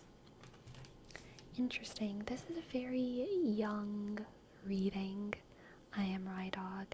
I get the feeling that you want a lot. You want a lot out of the world, and you are afraid of complacency. you are afraid of complacency. I don't necessarily think that this reading is about a relationship that you're in, but it's a very, like, 17-year-old thing to do, what I'm about to say, where there's, like, a boyfriend and a girlfriend, and they're like, we love each other so much, but if we ever met someone, that we loved more, then, like, we should go with that person. There's, like, an anti-complacency vibe in youth, whereas, like, the older you get and whenever you're in relationships, it's like, no matter what happens, we're together. I don't care if I meet someone who's 10 times greater than you. We're together because we're married and, like, whatever. But I think it's, like, it's pretty common for young people to be like, we're with each other because we love each other more than anything else. But if we ever found anyone better, of course, I would love you enough to, like, allow you to move on to be with that person. That's very classic. And I think that there's something for which you have a similar mindset here, I am right, dog. It's probably not love. That's just the analogy that I came up with. It might be something like career path or education or something. But I feel like you expect a lot of goodness and excitement and I think there's something from which you kind of always expect things to be, like, good and happy, and you are very resistant to the idea that bad times don't mean you should leave, if that makes sense. That bad times don't mean you should leave. I think you're wondering right now if you should leave your situation because it's not perfect. And this reading is cautioning against that. This reading is saying give it a little bit more time, invest in the future, don't expect everything to be perfect 100% of the time. Things ebb and flow. There are peaks and valleys, and it is foolish to think that things are going to be happy-go-lucky all the time and that you can always go through life getting every single thing that you want, okay? I feel like this is kind of tough love, right, dog? I'm sorry for being stern here, alright? But sometimes it's okay to just know that it's worth it to stay for the long-term investment, for the long-term benefits that you can get from just sticking with something and going through life learning deeply rather than widely, okay? Go through life deeply and not widely. Deeply and not widely. Does kind of fit with my life. Interesting. Well, thank you for letting me read for you. I'm glad that it resonated. I hope you enjoyed. Usually that deck has happy readings, but tonight's been ruthless. It kind of has been, hasn't it? Has been. Good night, little sharky, little sharky. I hope you sleep well, little sharky, little sharky, little sharky, little sharky, little sharky, little sharky. Alright, let's see what we have for Night Boy. Night Boy. What do the cards have for Night Boy? Night Boy, Night Boy, Night Boy, Night Boy, Night Boy. Night Boy, Night Boy. We have the 3 of Cups, the 8 of Cups, and the 4 of Pentacles. Oh, this is another sad one. Night Boy, it's time to recognize that some kind of friend group didn't survive the honeymoon phase, and it's okay to let it go. It's okay. I think that you had some really good times with a group of people, and maybe you're like kind of clinging to like the hope that this is like the exact opposite of Rydog's reading. I think you're like clinging to the hope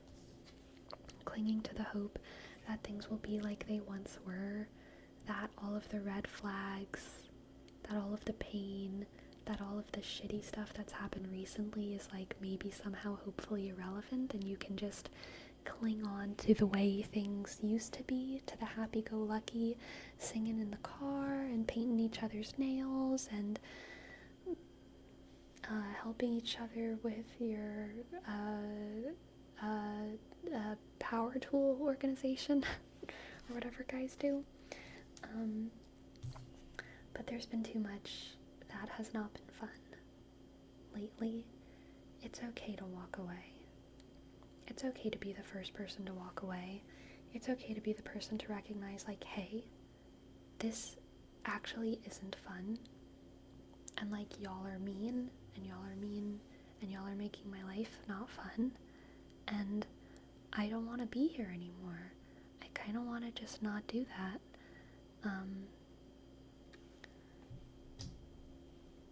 And they're gonna be like, yeah, but remember the good times? Remember when we were all, like, walking our dogs together, and then they all, like, ate a chicken or something? And you're gonna be like, yeah, that was fun, but recently y'all have started factory farming chickens, and I'm not into that. I'm not into that, bro. I'm not into that. It was cool when it was one wild chicken that we found on an island. It is not cool to be factory farming chickens and using our dogs as executioners, bro. Bro. Not cool. I'm done. It's okay. It's okay to be the first one to walk away. It's okay. They did get a little excessive with the chicken thing. That's what I'm saying. That's what I'm saying. Okay?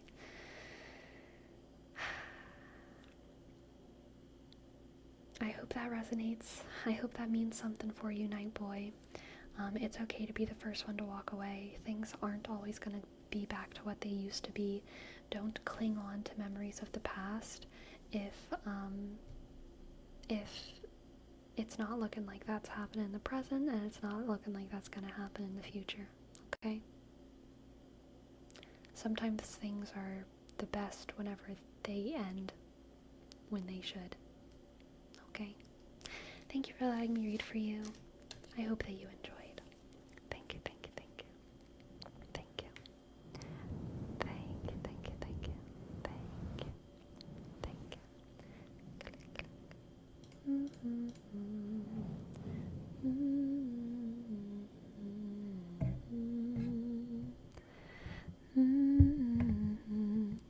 Sleepy, would you ever feel like that example you gave about the 17-year-olds? I kind of agree on the fact I would be willing to let go if I knew someone would be better for the other person and I could do nothing about it, but it would probably destroy me. No. I mean, obviously, if someone else is, like, breaking up with me, then they're allowed to do that. But if someone else is, like, asking me if I'm in love with someone and we're in a relationship and they're asking me for my take on the situation, I would be like, no, you're stuck with me and I'm stuck with you. But that's just how I feel. I would be like, no, you're trapped here. You're trapped. Unless we break up, which is fine. But, like, if you're not breaking up with me, then you are trapped. And I'm trapped too. We are trapped in this box. But if you feel like they're kind of falling for someone else, would you be willing to give them up? So I literally have done that before. And I realized post-mortem that it was because I just wasn't actually that into them. So I think I was only willing to give them up because I wasn't actually that into them. Does that make sense? So, like, yes. But I think if I'm willing to give someone up in that way, then it's, it's because I wasn't actually that into them. So it was your way out too, that makes sense. I wouldn't say it was, like, my way out, because it's not like I secretly wanted things to end, but I think I was just okay with things ending, which isn't actually how I think people should feel in a relationship. Maybe, I mean, it depends on what you mean by, like, okay. Obviously, I think you should, like, feel okay being an independent person by yourself.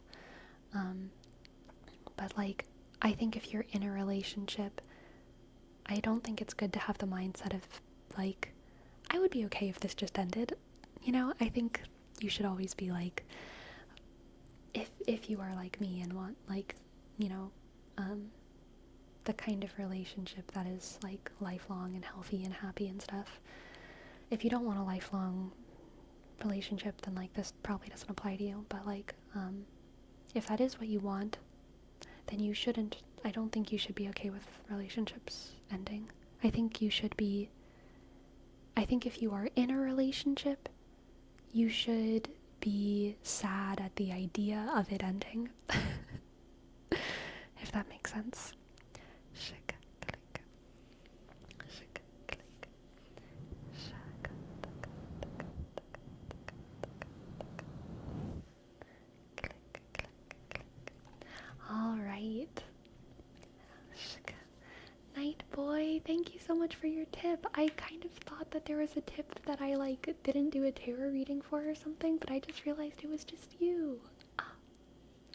Thank you, Night boy. I appreciate it. Thank you. Thank you for your $12. Do you like to listen to YouTube drama? Only if it's interesting drama. Only if it's good drama. But I am not up to date on all the drama all the time, that's for sure. It's like eating an apple. You should be happy to have the apple, but if you throw an apple away and aren't sad about that, then maybe there was something wrong with the apple or your relationship to it. So true, Destructicon. Could not have said it better. You should be happy to have the apple, but you also shouldn't need the apple. But if you have an apple and you throw it away and you're not even sad, there was something wrong with the apple or your relationship to it.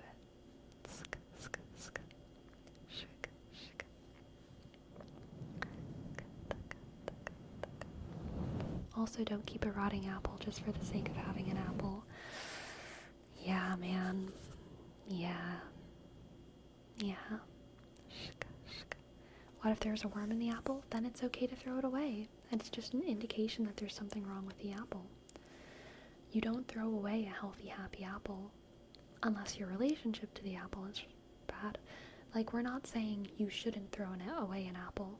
We're just saying if you do throw away an apple, it's probably because something was wrong with the apple or your relationship to it.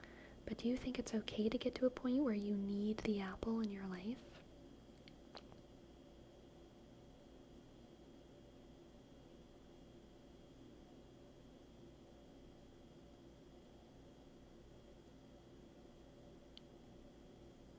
I need to think about that. I mean, like,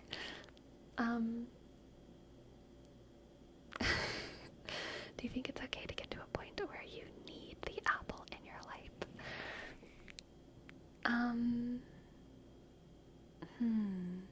I mean, if you can set yourself up to always have the apple. If you've been married to someone for like 50 years, I think it's okay to need them. You know what I mean? If you've been married to someone for 10 years, I think it's okay to need them. Like, over time, we begin other people become part of our stability. They become part of our framework of stability.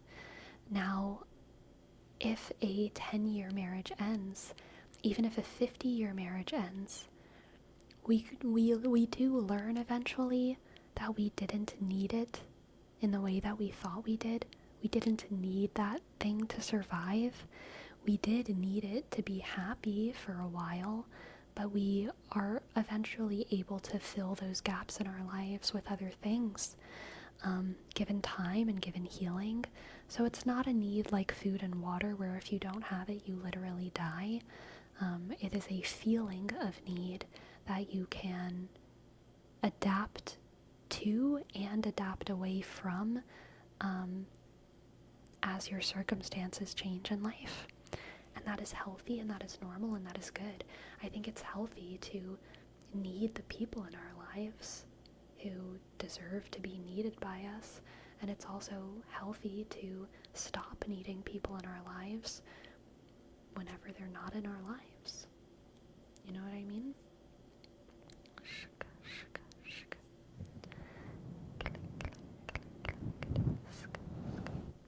I want to romanticize the idea of needing someone, but I don't think it's healthy if you can't function without them. Yeah. In my case, I'd say it's okay. There's a point where the apple is part of your life as much as you're part of the apple. Yeah, exactly. You become entwined. Exactly, exactly.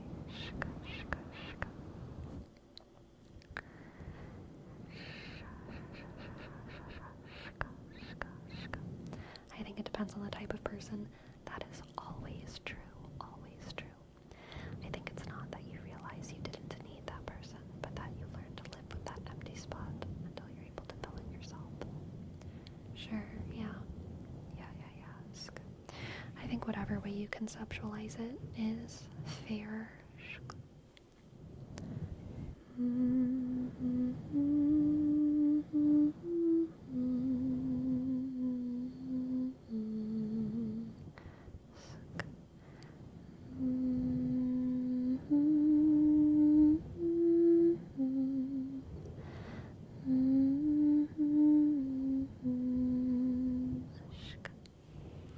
Just as a side comment, yes, I was visualizing an apple this whole time.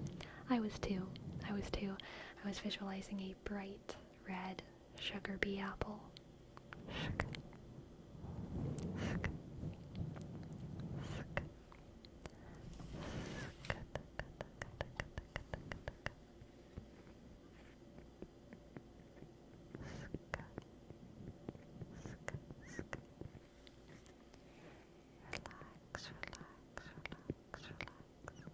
I'm afraid you wouldn't be able to live without apples. So I think I said this when Joe, ASM artist, I can't remember her whole name now. Joe, ASM artist, rated me. We talked about like food hyperfixations. And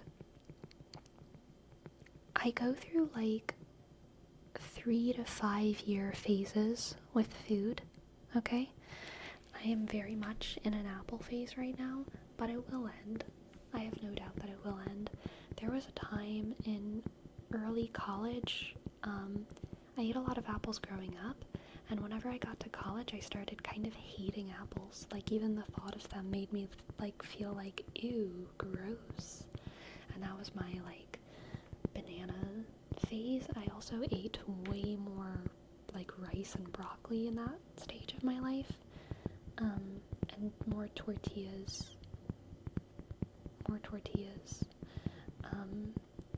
But I will eventually probably be done with apples, and it'll be like another thing, probably another fruit. I go through phases with foods. We gotta bring the tortilla phase back. I also went bananas in college. Yeah, bananas are great. I'm not in a big banana phase right now, but like I could very easily switch to being into a banana phase. I think the main reason I'm not in a banana phase right now is because Oregon is too cold for smoothies most days of the year. My favorite way to eat bananas is banana smoothies, and Oregon's too cold for that most of the time.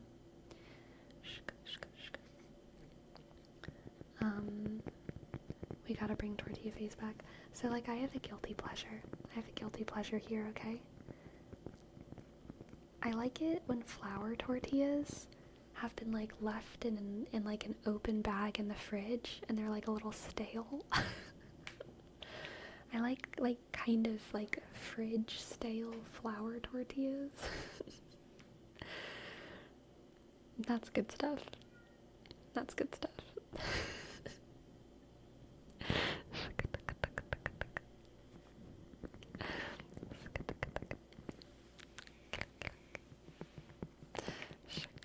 So you're like, oops, I left the bag open by mistake. I don't have to worry about justifying it, Jerome, because I live by myself and I have for a long time, okay?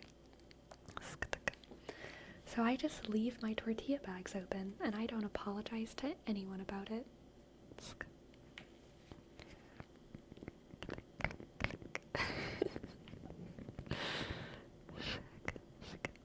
Did you do that growing up while living with your parents? So I think that it's actually because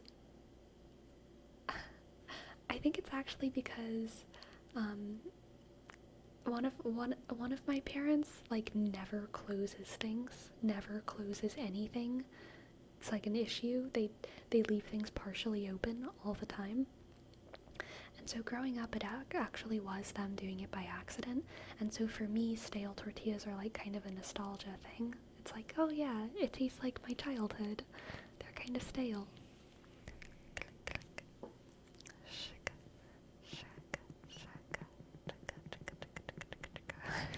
A stale tortilla dipped in Papa Done's Carolina Reaper oil.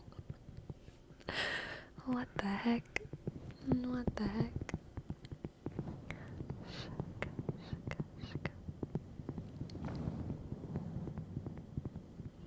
Wasn't it your dad parental unit? Was it your dad parental unit when they made you yellow breakfast? Yes, it was. Yes. But it was yellow dinner, not yellow breakfast. Yellow dinner. Yellow dinner.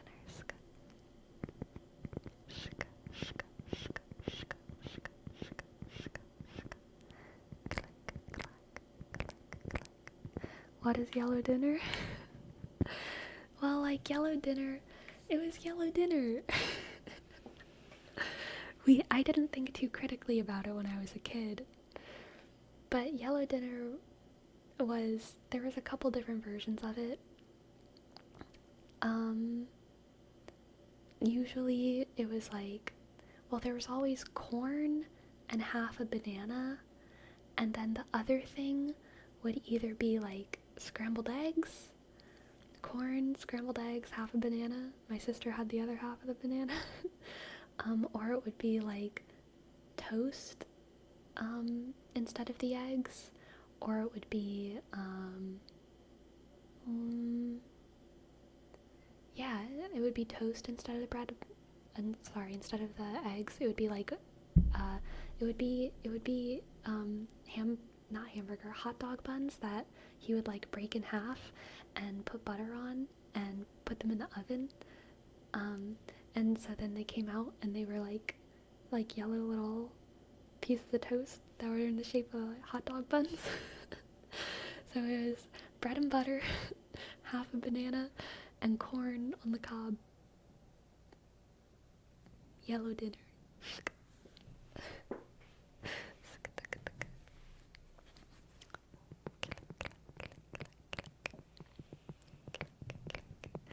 This is such a you thing. Look, we grew up in the cane field, alright?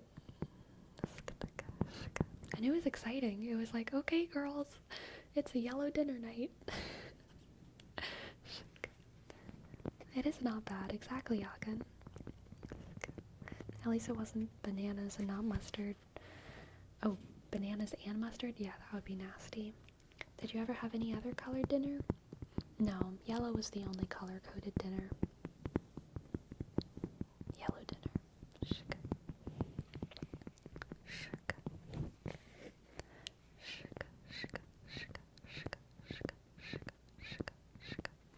I mean, like, I'm not gonna lie, like, yellow dinner was definitely not, it was like, some people would think about that as like not a good dinner, right?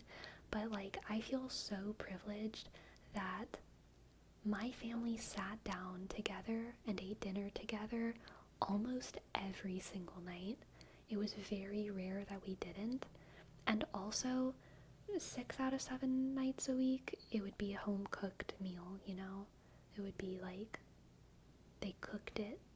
My parents cooked dinner for us. And I mean, usually 7 nights a week. It was just every now and then. I feel like around once a week my family would order pizza, but it might have even been less than once a week. I don't really know. But I would take yellow dinner over freaking Chipotle any day, you know? Sounds like a bonding moment, for sure, for sure.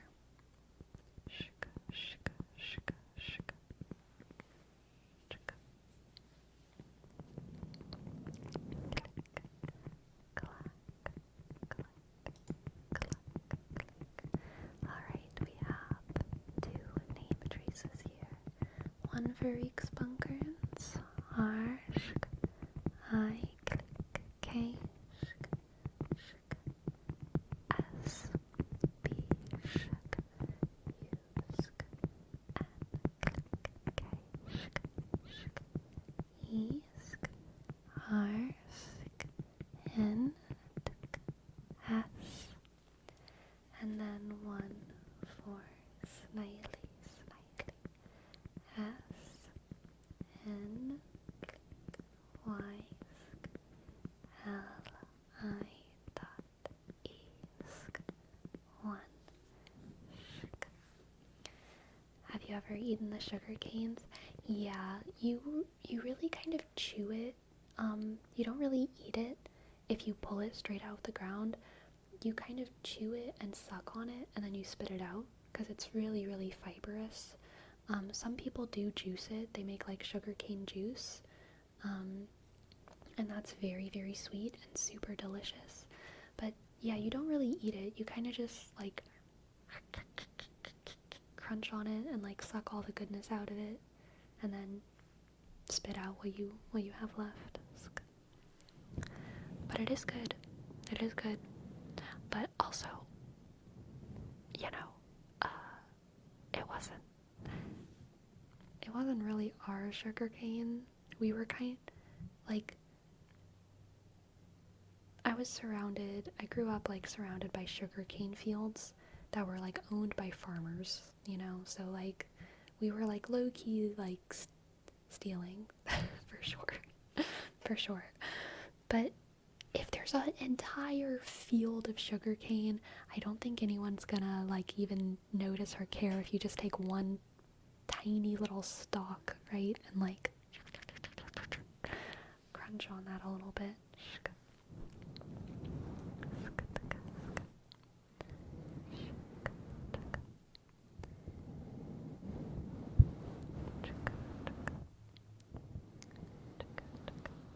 Exactly, Destructicon. They don't got the signs. How are we supposed to know? And also, like, technically it wasn't trespassing. A lot of these towns that are, like, full of fields, some of them is private property, but, like, some of it's not public property, but because, like, the cane itself is on property owned by the farmer for sure, but there's like paths going through and around and within the cane fields, and train tracks cutting through the cane fields. So trespassing isn't really something that there's people walking around out there like all the time just trying to get where they're going, people driving in those fields trying to get where they're going. So like trespassing wasn't as big of a deal. But yeah, stealing was probably more of the offense there.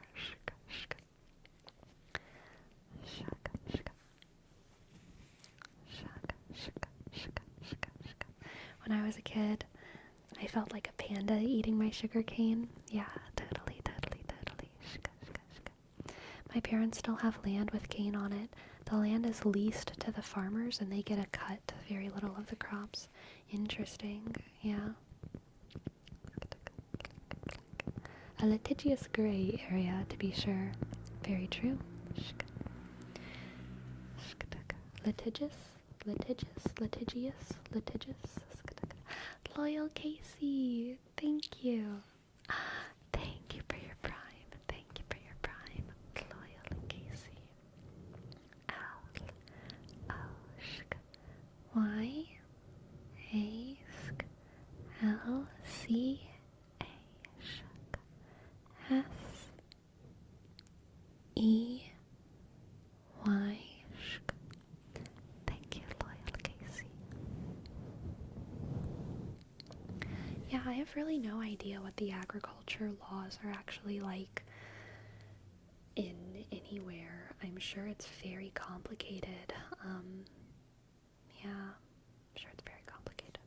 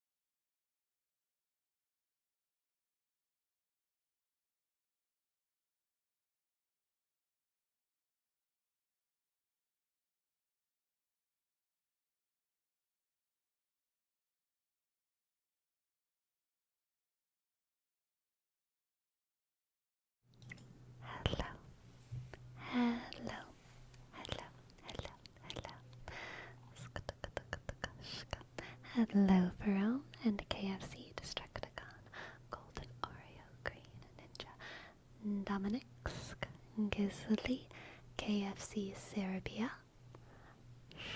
Augin, hello. Did you have your sugar cane during your break?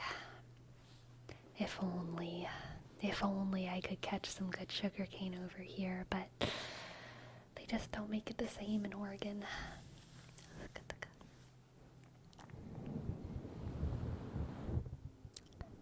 Relax.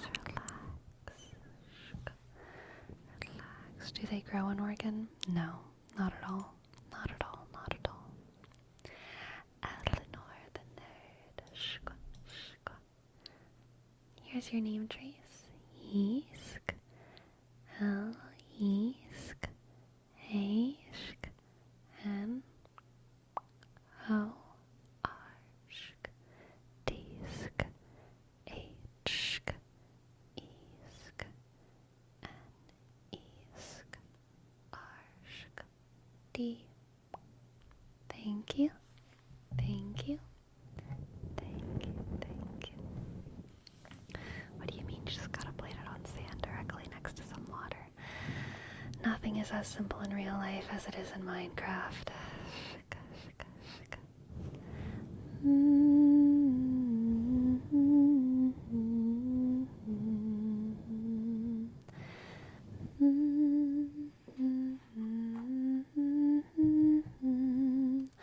Okay, class. Green Ninja has triggered an event. I have a very important question for you. I have a very important question for you. And if you answer correctly, you'll win back scratches for the entire class, okay? So answer your best. What is the capital of Wyoming? What is the capital of Wyoming? What is the capital of Wyoming? And here's your hint. Wysk, oh Wysk, is Ansk so shy? Click. Why? Click. Oh Wysk, is Ansk so shy? Why? Oh why is Ann so shy? Augin, Foodie, Dominic's Little Sharky, Green Ninja, Gizzly, Golden Oreo, Potato Up Injustice, Ferome, KFC, good job. You've won the class. Scratch, scratch, scratch, scratch, scratch. Back scratches, scratch, scratch, scratch, scratch, scratch, scratch, scratch, scratch, scratch, scratch,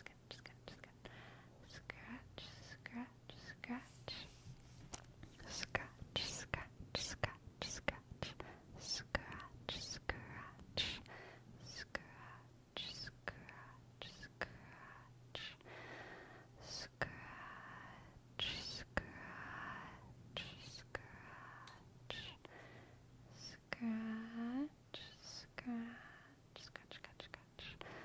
Scratch, scratch, scratch, scratch, scratch, scratch, scratch, scratch, scratch, scratch, scratch, scratch, scratch, scratch, scratch. Good job. Very good job. Good job.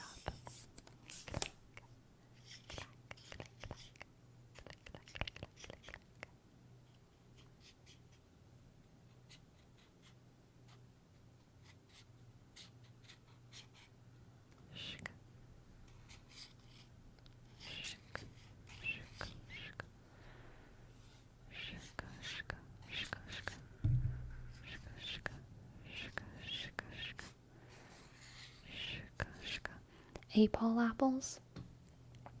That just makes me think that the apples are like so much better than us because they're apolitical. Enlightened centrist apolitical apples. Okay. I get it. You've seen it all. You were there, you were here, and now you've realized the middle is the best or something. Apolitical apples. You know everything you need to know when the apples tell you they're centrists. It's true. It's true. Click, You know what's crazy? Like, for real, though? Like, you know what's really for real crazy, though? That apples come in so few colors. Like, there's like 3 main colors. There's like red, yellow, green. And there's like some streakiness, some variance, some texture changes, and all of those. Some are more smooth, some are more liney, some are more matte, some are more shiny, some are thick, some are thin. But like, where are the like purple apples? We have purple grapes. Where are the like dark green apples, you know? I would love it if they came in like royal blue. So like blue is very hard for nature to create. Isn't like almost nothing like naturally blue? Like the sky is like almost the only blue thing. Even water is like very rarely blue, you know what I mean? But blue apples would be cool. My eyes are blue. Blue-eyed people. Blue-eyed people. They gotta tell everyone, don't they?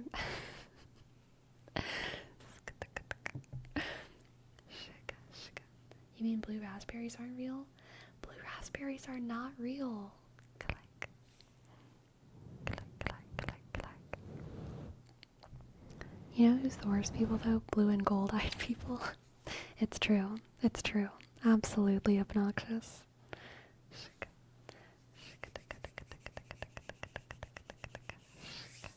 Would you eat an apple that's been modified to be blue? I'd certainly give it a shot. I don't have any issue with GMOs, okay? The GMO fear needs to stop. GMO is the future. Pesticides are not good. Pesticides should maybe stop for bacterial resistance reasons. Pesticides way worse than GMOs. Way worse than GMOs. But GMO just to make stuff different shapes or colors? Why not? Why not? I do not believe that apples have souls. I am not a huge fan of designer babies, but I could be a fan of designer apples. There's a difference. There's a difference.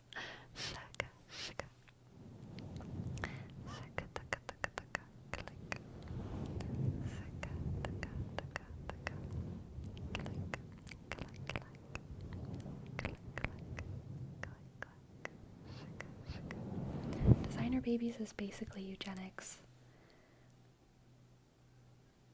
Well, they are very different, but they're also similar. Like, eugenics usually stops people from having babies in some way, and it is bad because of that. Designer babies doesn't really stop anyone from having babies,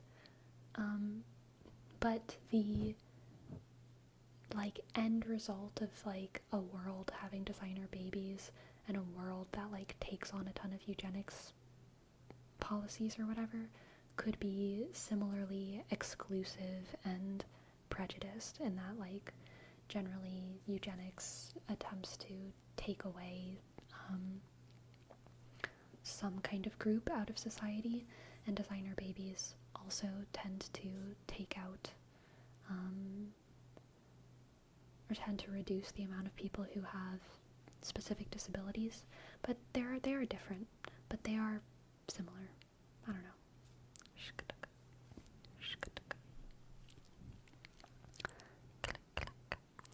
I think the similarity is the curating of human genetics. Yeah, for sure.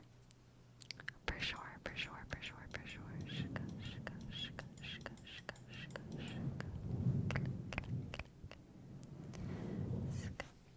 Design your own apple. You go to an apple plantation and the apples from the tree you plant will grow as you wish.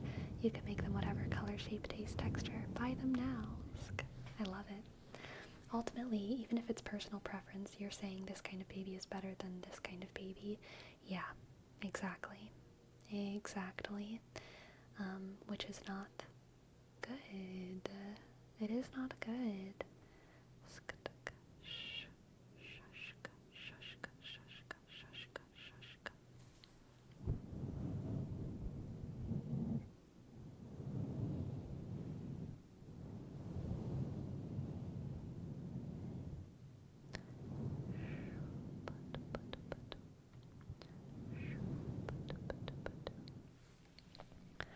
I think of part of what it means to be ready to be a parent is to be ready to be a parent of like any baby, if that makes sense.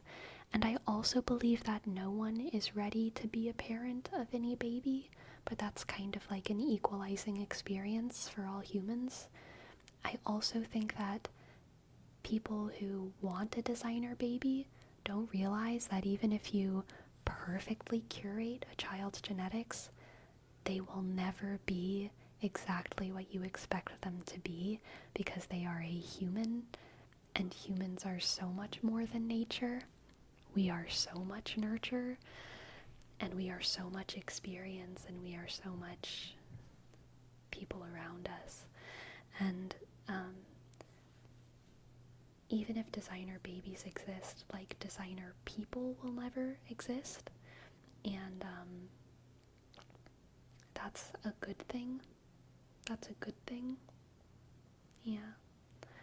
Shuk, shuk, shuk, shuk. Shuk, tuk, tuk, tuk, tuk.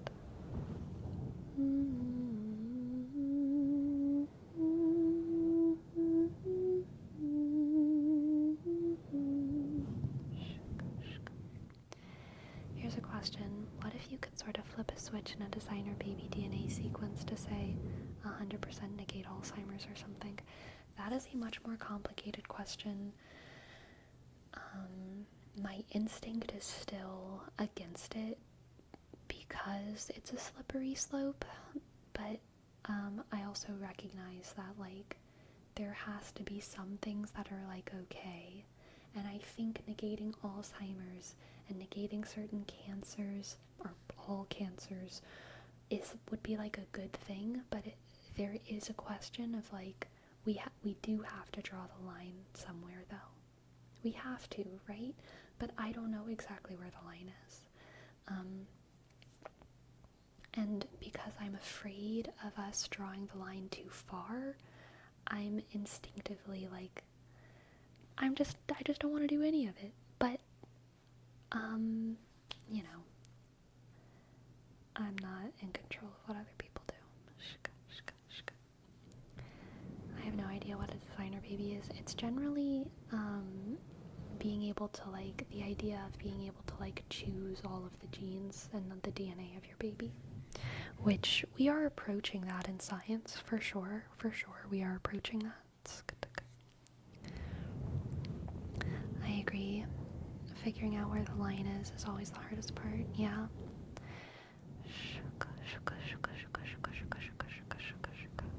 I think that would only be ethically kind of acceptable if we find a cure first for people that are living with that, and once it disappears on existing people, we can probably push for people to come. Yeah. There's a potential for unintended consequences, butterfly effects in that regard. Yeah, that's also true. Like, human bodies, the way they create life, is very, very, very complicated and specific. And even with treatments like IVF, which are considered pretty, I don't want to say standard, but like people's minds aren't like blown by the existence of IVF anymore. But even with IVF, there are still being studies done on like the long-term effects of IVF, not effects, long-term conditions of IVF babies, and like there are maybe correlations between IVF babies and I can't remember what it is. Certain cancers was one of them, but there's another one as well. Like these other diseases that like you may be more likely to get if you were an IVF baby, and other just like long-term complications that like we can't really explain, but it seems like there is something very, it seems like there are a lot of very intricate things that human bodies do whenever they make life, in the traditional way, and whenever they are in the womb of a human in a traditional way for 9 months. And deviating from that, even if it's almost perfect,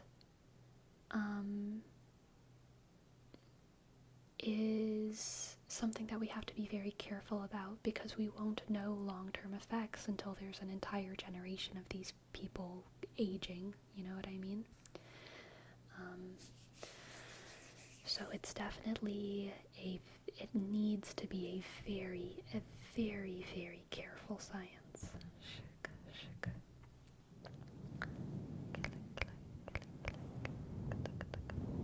Yeah, JJ Swift. Exactly. Glad to have your input. I also think we need to accept that we must live with some level of suffering. I think striving for a world where we have the power to prevent all suffering, while noble, can lead us to lose sight of things. I agree. The big scary thing is, say we do go to the root of DNA modifications and figure out a good place for the line, and somewhere down the line lobbyists push it further and further for generations.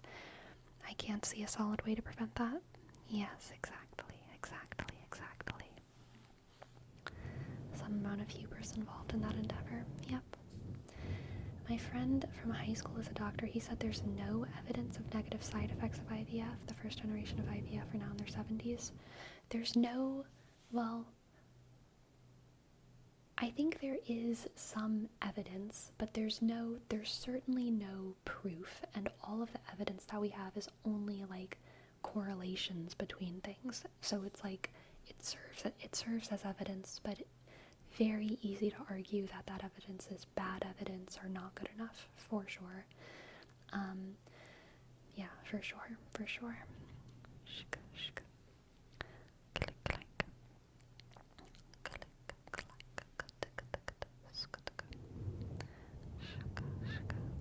Agree on that fact. The scariest part is taking the first step, because once it's done, there's no way back, and it would be really hard to tell how far it is. Yeah. I feel like even if we managed to extinguish all known diseases, a new one would just come along and people would get sick. Yeah. I mean, like, diseases evolve, bacteria evolve, pathogens evolve, and people evolve. And soon enough, we'll be able to give each other computer viruses. How do you feel about that? Whenever we completely conquer biology and we're all cyborgs, we'll be able to implant people with corrosive USB sticks. Okay, exactly. Install antivirus. I feel like antiviruses are half the viruses on my computer, okay? There will always be diseases. We are not in Eden anymore. I agree, Alvin Reed. I agree.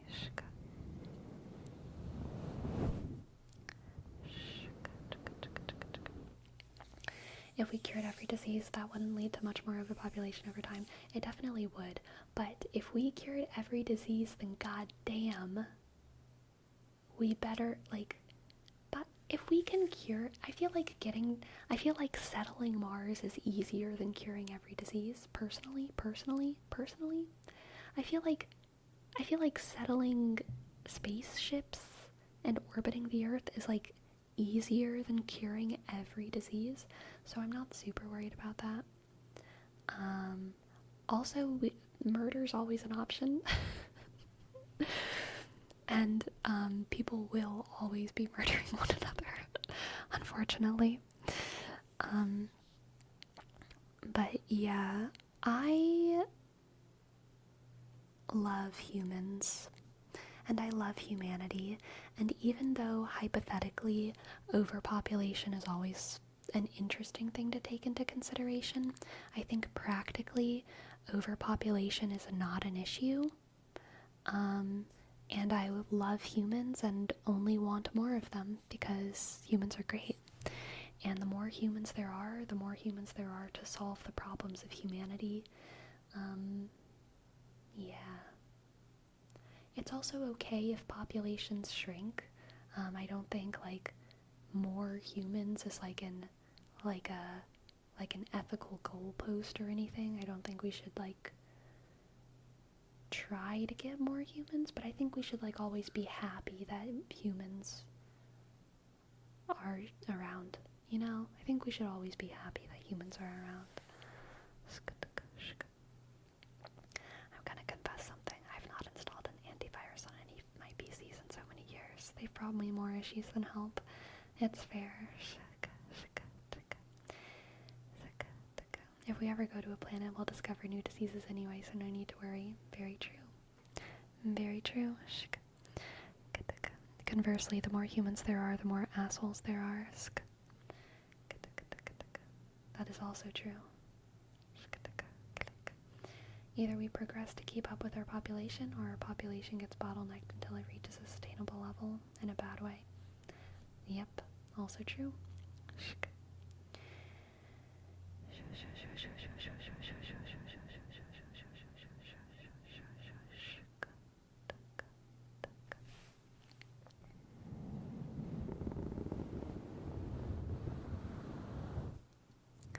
Contrary to the common opinion, many scientific authorities are worried about the opposite problem.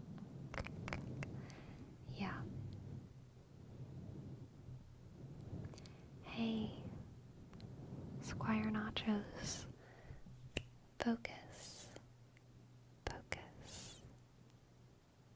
Focus. Focus. Focus. Focus. Focus. Focus. Focus. Focus. Focus. Focus. Focus.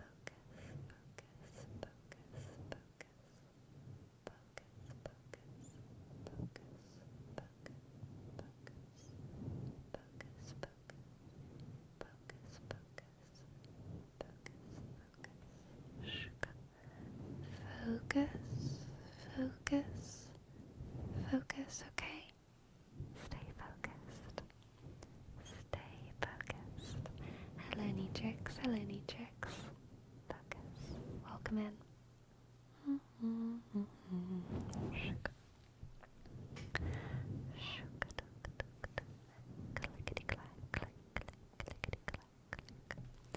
So, have y'all heard of, like, you know what? I'm just gonna expose myself here. I'm gonna expose myself.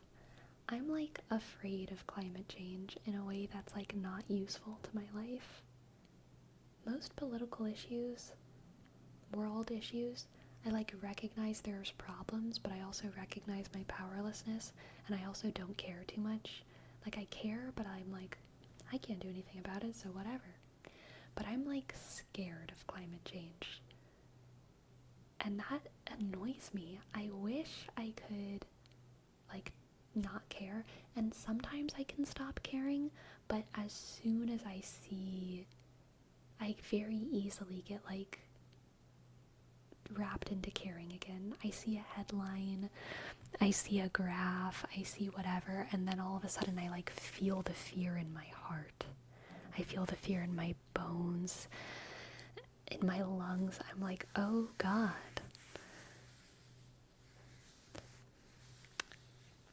Being 65 is gonna be way harder than I thought it was gonna be when I was 10. Like, I think, like, oh God, I get so scared when I think about what my elderly years will be like because of the state of the earth.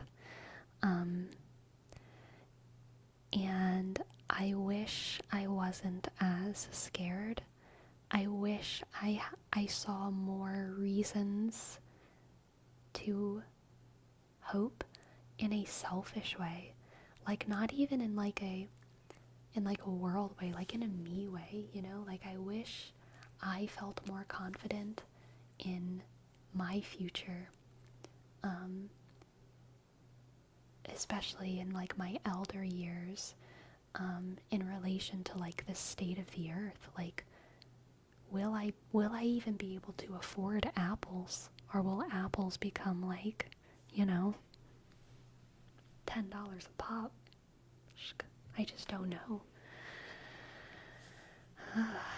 I think nature will survive, definitely. Nature will survive, and that does make me happy. Like, I'm glad that the earth will keep going. The earth isn't about humans, and beauty will still exist, and I honestly even think humans will survive for way longer than they should. Like, it just won't be me, you know what I mean? It won't be me who gets on that spaceship. It won't be me who gets in that bunker, because I'm not in that tax bracket. And it won't be most of us, you know? It'll be a couple thousand, maybe a couple 100,000 of people who survive, like, disaster after disaster after disaster after disaster. And some of them will be lucky, and some of them will be rich. And that will be the story of humanity long term, I think. I think, that's what I think. I think humans are pretty strong, but I don't think if things get really bad in my lifetime, you know, and like, I'm not gonna be one of those people, you know, which is, it's sad. It's sad. It's scary.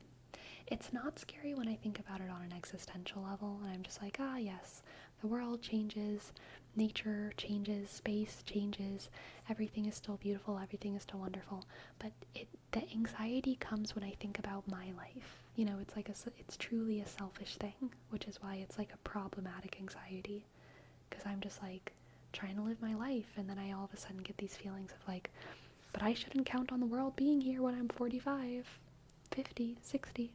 But I shouldn't count on that existing, so maybe I'll just throw it all away and become a hedonist or something. Howdy, can I be a Tingle? Of course, Runewood. Of course, of course, of course. We'll improvise some sort of survival and it'll be the new normal. I hope. That's what I hope. I hope climate change only gets as bad as like COVID ever got. Which is a very ignorant statement to make, because climate change will involve many pandemics in just because of climate change. Long term. But, I mean, you know, like, I've survived some disasters in my life, and it's never been fun, but it's always been okay. I've always been okay in every disaster. I've always been okay. And I hope that, like, every disaster that comes with climate change, I hope I'll be okay. But, you know, the more disasters that we each live through, the more likely it is that we will not be okay for at least one of them. And that's rough. That's rough. Shka.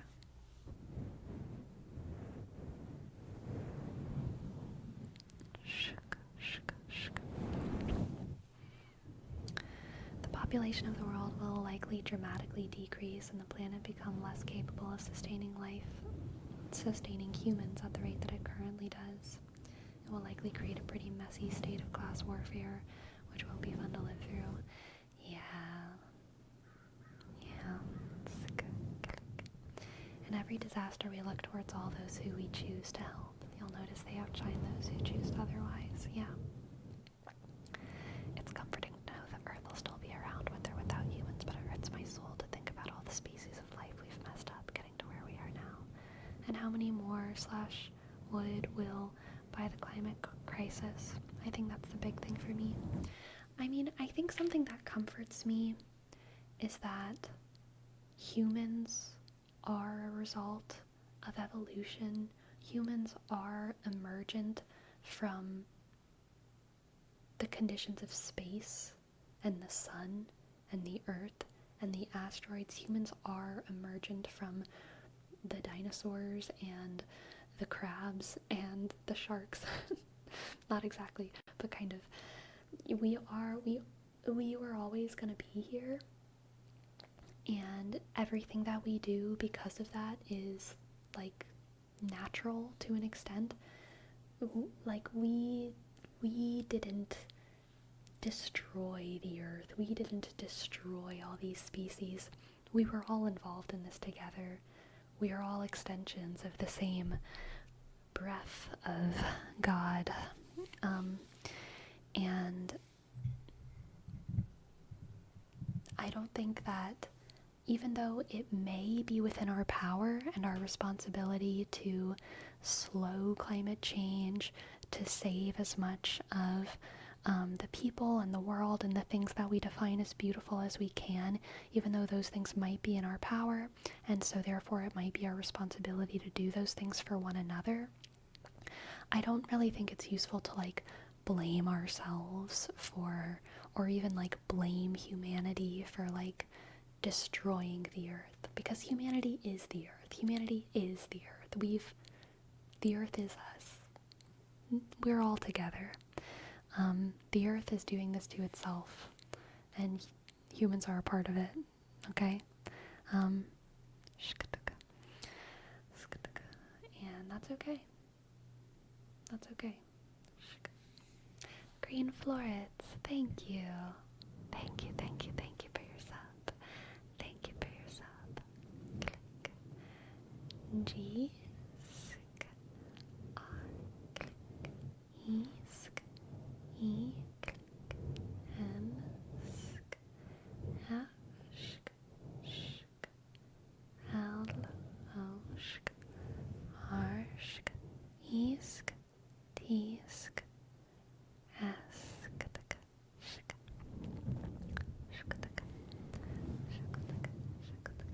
You can't keep blaming yourself, just blame yourself once and move on. Exactly. That's fair. Definitely a note of hubris and thinking of ourselves as other or outside of the chain of evolution. Yeah, for sure.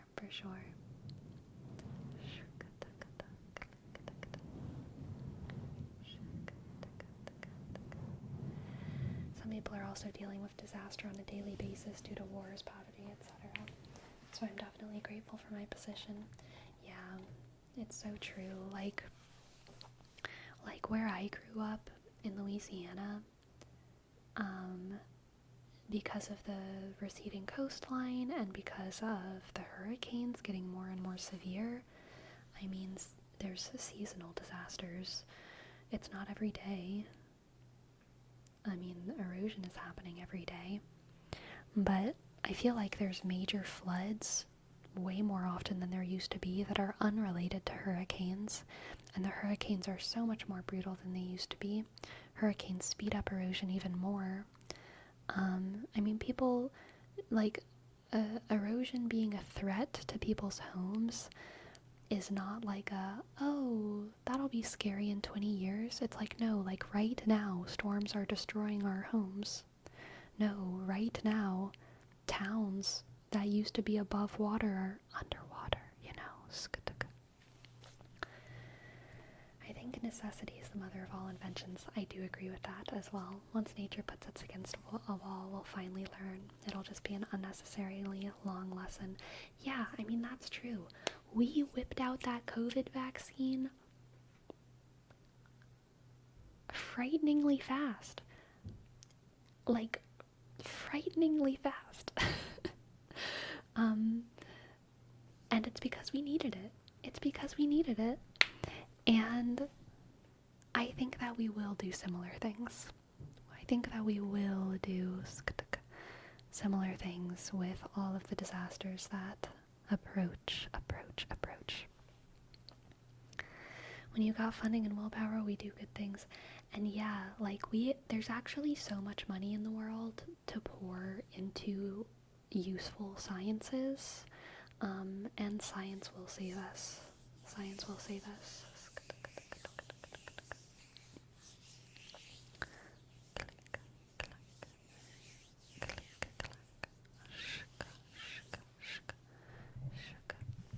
I think that part of the issue is humans living in so many different parts of the world. Do you think we could ever have like a global government instead of having so many countries so lands could be designed as livable spaces?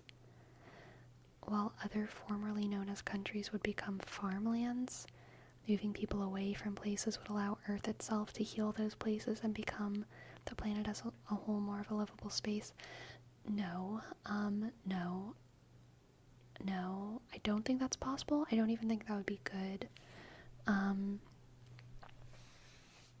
I think that if you were like playing SimCity, that might be a good thing, but like whenever you're actually managing real humans, I think that would actually cause so much more violence and suffering than letting us all just die from hurricanes. I think that would end in some bad stuff, because no government is good enough to do that. And also, I think different people need distinct governments, because different people are different from one another. I don't think there's a single governmental model that is actually the ideal governmental model for every single country. I think different countries and different cultures need different governmental models.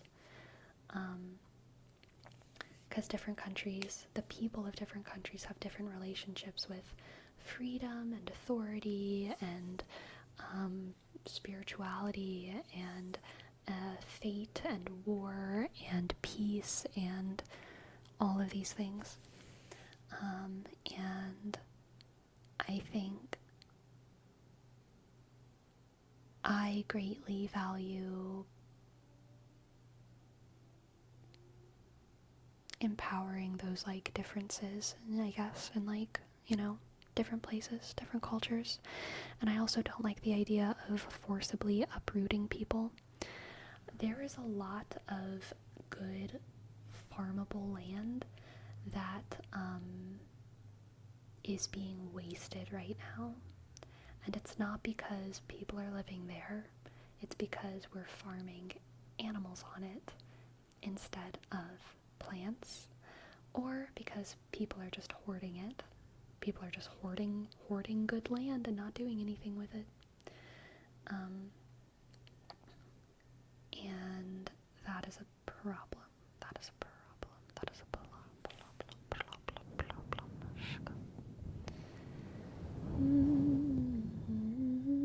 I also agree with that, Toasty. We have definitely enough money to fix the problems on Earth without trying to go to Mars. It's pretty cool to have another planet that people could live on, but it would be easier and probably cheaper to spend some money to help on Earth. I agree.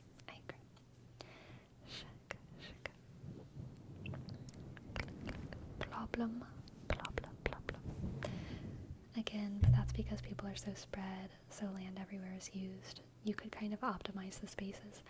I think it's not a good idea to even try to optimize spaces. I think you get into like, I think you would make mistakes, and the mistakes wouldn't be worth it. It wouldn't be worth it to make those kinds of mistakes. To like uproot a whole culture and then be like, oh, whoopsie, that land actually wasn't good. Ha ha ha ha ha. Like, that would like, it would be bad. Yeah, I agree. You can't min-max cultures. Exactly. If we can fight to make a new world livable, we can definitely keep Earth livable. Yeah, for sure. I know it's a bad idea, by the way, before anyone comes at me. Okay, that's good for That's good. I'm glad you know it's a bad idea. But yeah, I mean, I think the answer is cooperation, not world domination of anyone by anyone. I think different nations need to cooperate. I think scientists are very good at cooperating globally. There are some exceptions, but like Russian scientists, Chinese scientists, American scientists, British scientists, Iraqi scientists, Israeli scientists, South American scientists, the scientists of New Guinea, they all love each other, okay? Scientists love information, they love research. Every now and then they are political restrictions placed on scientists that stop them from sharing information with each other. But like, scientists are all the same, and that's maybe a generalization. Of course there's some bad apples, but like, scientists love each other and they love knowledge, and if we could just let the scientists like go to town with one another and collaborate as much as they want, like, that would speed up innovation so quickly. So quickly. I haven't seen Oppenheimer, and I don't know enough of the actual history to comment on it, but I totally believe you, Golden Oreo. Oppenheimer was a great example of scientists loving each other and knowledge until politics got in the way. Yeah. This is gonna sound anarchistic, but you don't really need the government to make a difference. You can work with other people without the need for a government. I think that that's very true on a small scale, but I do think that whenever we're talking on the global scale about managing the effects of climate change, I think that mass communication and also mass regulations are important, and I think that that can best be achieved by governments. Hello, Dolly Joel.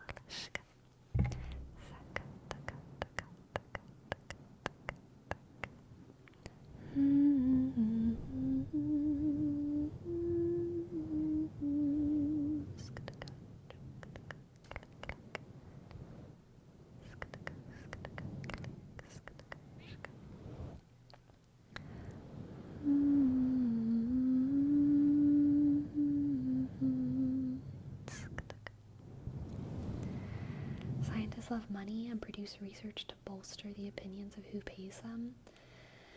Scientists depend on money and are often restricted to doing the research of the people who pay them, and thus frustrated, in my experience. Scientists, there are things that they want to do, and then there are the things that they have to do for money. And they always hope that they get enough money to do the things that they want to do, the research that they want to do, and I'm not talking like hobbies, I'm talking like they want to do research on interesting things, but they have to do research on the things that people will pay them to do research on. So yeah, like, science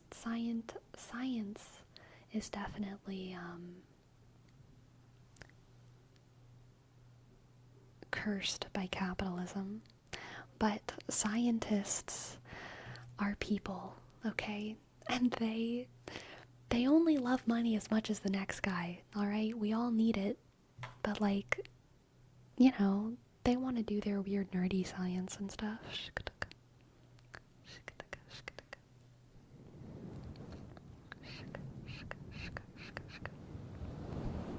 Count.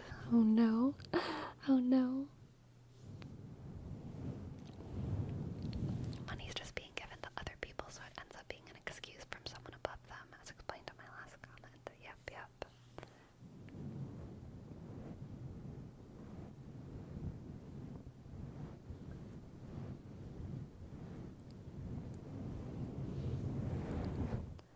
Relax.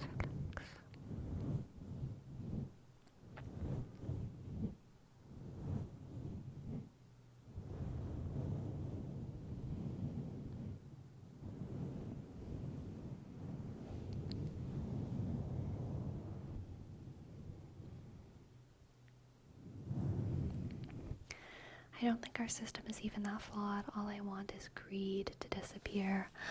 Neatrix, beautifully put. That is so beautifully put, and I kind of agree. I think the system is flawed, but it's not that flawed. The worst thing is definitely people taking advantage of the system. Greedy people.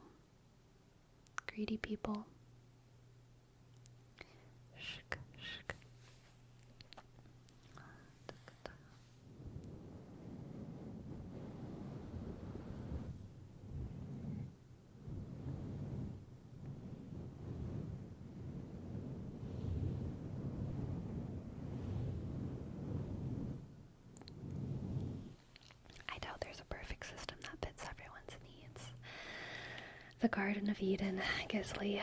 The Garden of Eden was where it was at, but alas, we were locked out.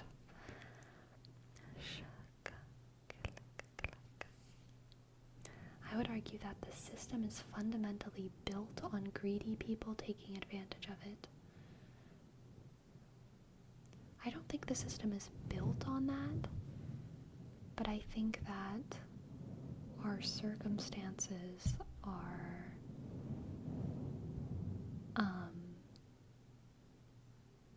definitely affected by that, for sure, for sure. Suya, suya, suya, suya, suya, suya, suya. Thank you, thank you, thank you, thank you, thank you for your sub, for your 8 months, Suya. Thank you. S-U-S-K Y-K-A-S-K underscore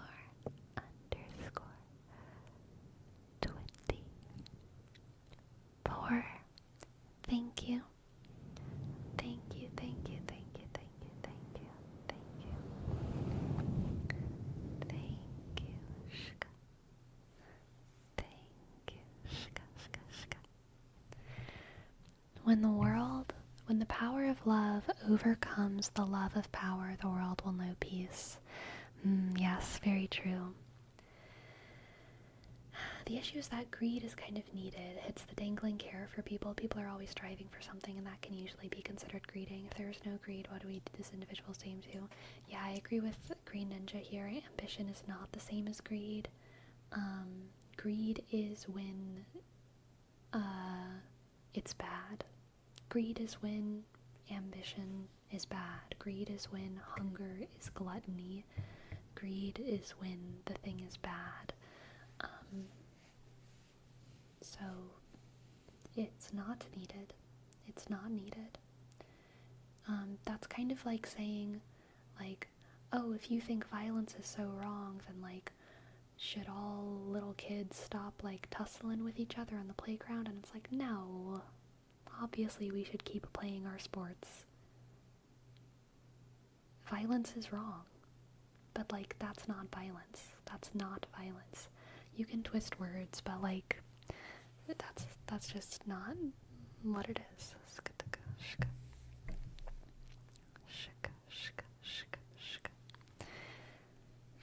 When the need is satisfied, people need to aim for something higher. No, they don't. When your need is satisfied, what you could seek to do is meet the needs of others.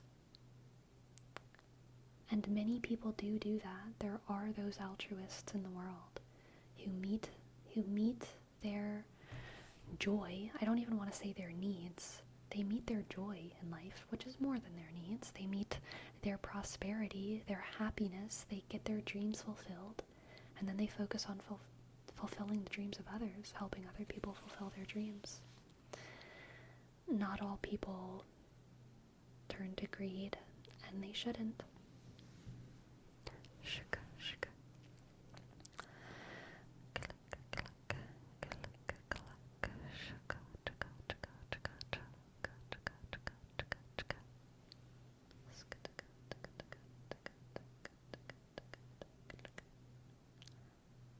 Neatrix. What the? Oh my goodness. Neatrix. Thank you. I appreciate it. I appreciate it. Rar. Rar, rar, rar. Rar, rar, rar. Thank you so much. Thank you, Neatrix. I appreciate it. I appreciate it. Thank you, thank you, thank you.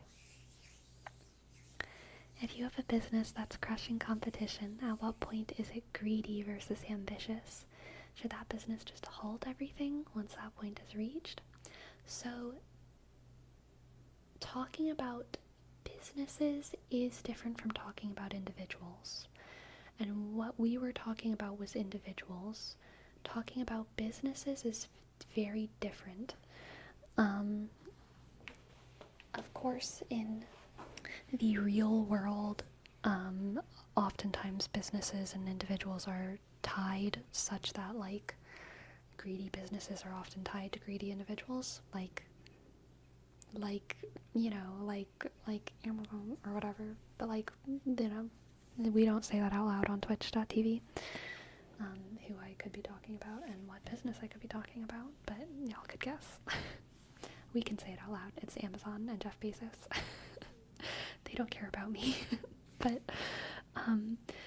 But in an ideal, even in a perfectly functioning capitalist society, a business that is greedy does not always mean that the individuals profiting from it are greedy.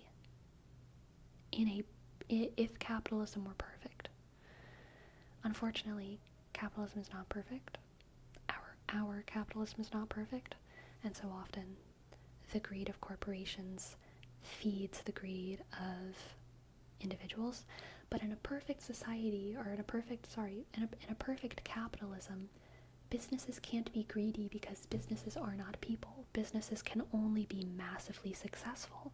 And in a perfectly capitalistic society, a massively successful business is massively successful based on its merit. It provides for people something that they can't live without, something that they can't get out of other places.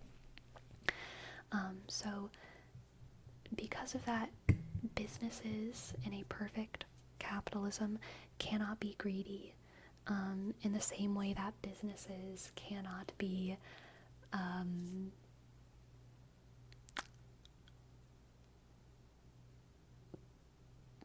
what's a good word here?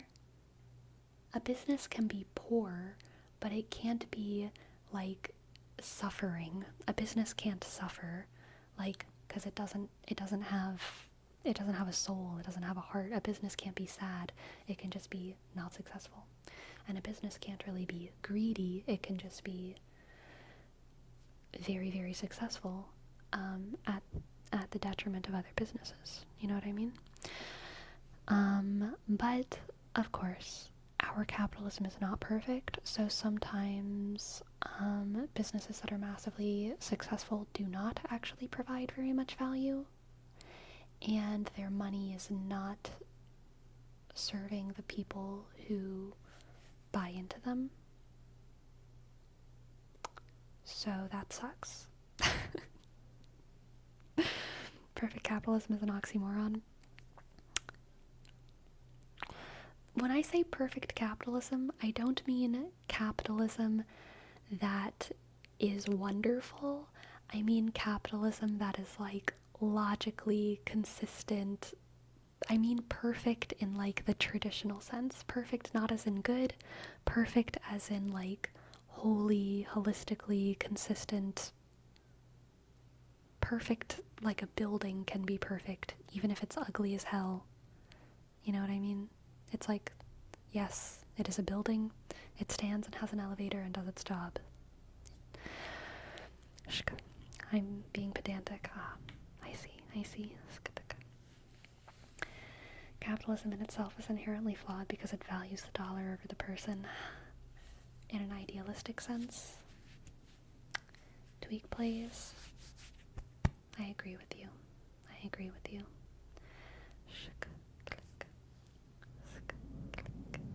Sniley.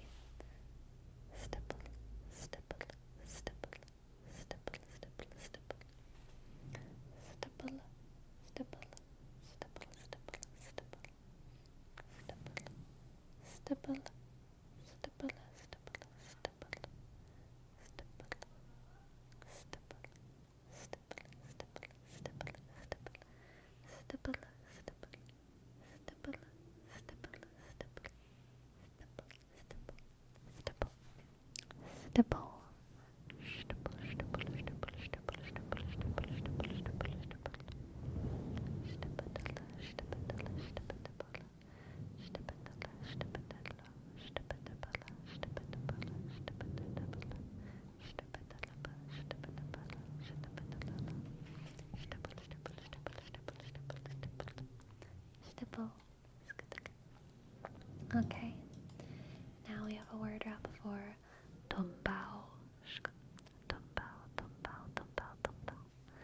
dumbbell, dumbbell, dumbbell, dumbbell, dumbbell, dumbbell, dumbbell.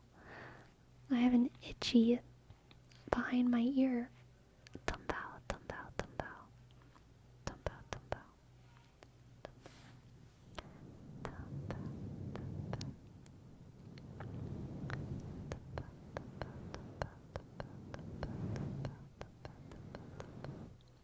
the human one or the goat one? The goat one. Scratch, scratch, scratch. Scratch, scratch, scratch, scratch, scratch, scratch. Dumbbell, dumbbell. Dumbbell, dumbbell. Scratch, dumbbell. Dumbbell. And aminal. Aminal. Aminal. Aminal. Aminal. Aminal. Aminal. Aminal. Aminal. Aminal. Aminal. Aminal. Aminal. Aminal. Good night, random moose brains. Good night, good night, good night. Aminal. Aminal. Aminal. Aminal. Aminal. Aminal. Aminal. Aminal. Aminal. Aminal.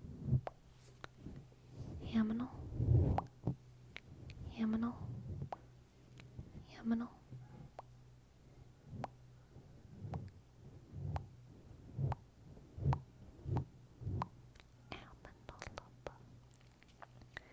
Aminal. Aminal. Aminal. Aminal. Shuck. Shuck. Shuck. Chuck. Chuck. And stitching. Stitching. Stitching. Oh, hey, Pasta John. Stitching. Yes, we can definitely do some bloop bloops. Stitching. Stitching. Stitching. Stitching. Stitching. Stitching. Stitching. Stitching. Stitching. Sk, sk, sk, sk. Stitching. Stitching. Stitching.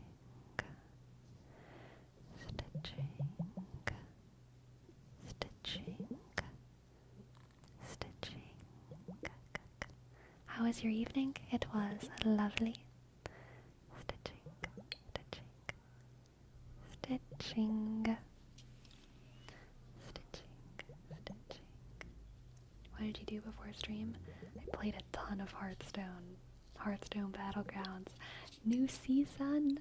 Reset ratings. I've got to climb so much, y'all. I've got to climb so much. I have to play so much Hearthstone now. I have to not do anything else. Stitching. And for Gizzly. Bumblebee. Would you say you're very good at Hearthstone? I think I'm pretty good at Battlegrounds. Standard, probably not as good because I haven't played in a long time. But, yeah. I was 278 pounds 5 months ago, now I'm 180. Gym saves lives. Damn, congratulations, Sniley. That's heckin' great. Heckin' great. Bumblebee.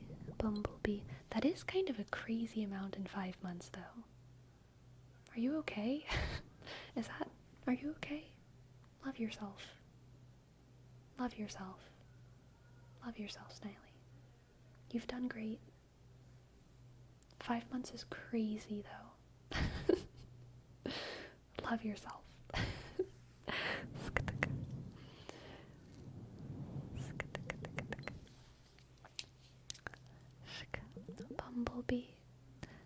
Bumblebee.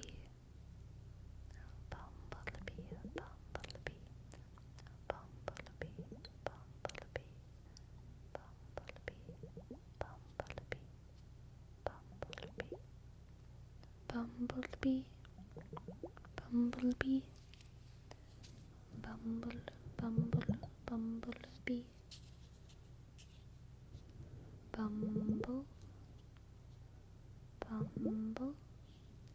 and for Sebas we have discovery, discovery, discovery, discovery, discovery, disgusting. Sorry, I don't know what came over me. Discovery. Discovery. Discovery. Discovery. Discovery. Discovery. Discovery. Discovery. Discovery. Discovery. Discovery. Discovery. Discovery. And for Rome, we will do. We'll get nice and up close, and we'll do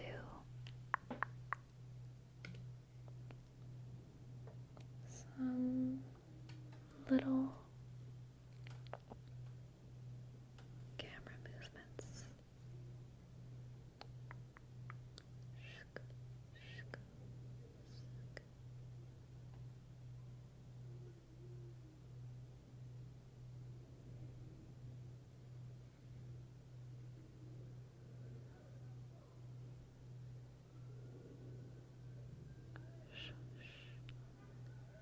Relax.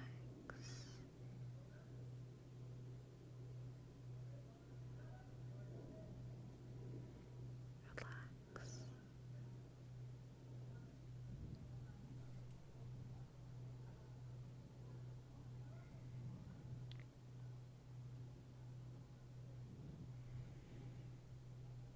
Scratch, scratch, scratch, scratch, scratch. Scratch. Scratch. Shook, shook, shook.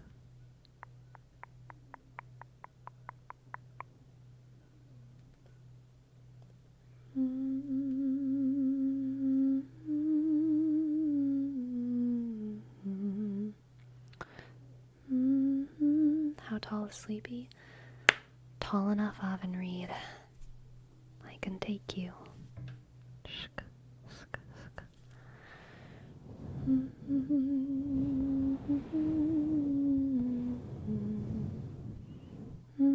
Sk. Hints on tomorrow's video. Oh, Dolly Joel, don't scare me like that. It's only Tuesday. It's only Tuesday. It's only Tuesday.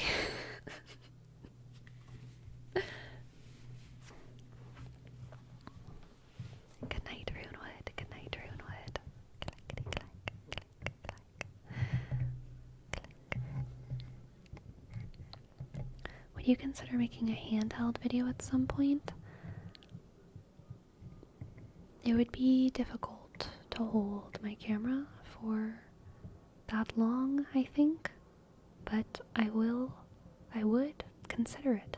My camera's heavy, but I would consider it. I would consider it.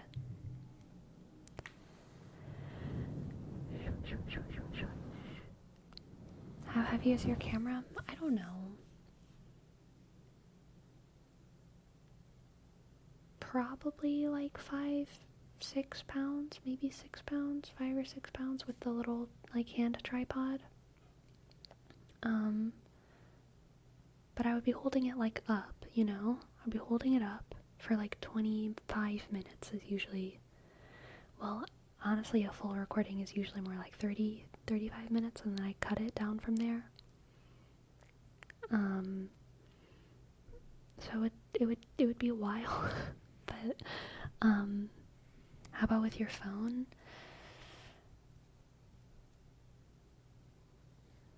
I would consider it. I would consider it.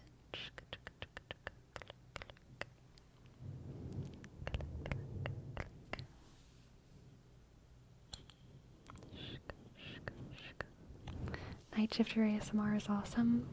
What a great name. Thank you for your lurk. Is it a DSLR? Yes. Adding to the to be considered bucket? Yes, exactly. The Zoom H4n Pro is such a good mic. I've been putting it to good use. Truly, it is. I love this mic. I love this mic. I love this mic. What is happening over here? What is happening? Fix it. Fix yourself, forehead. You must not reveal yourself to the public. There we go.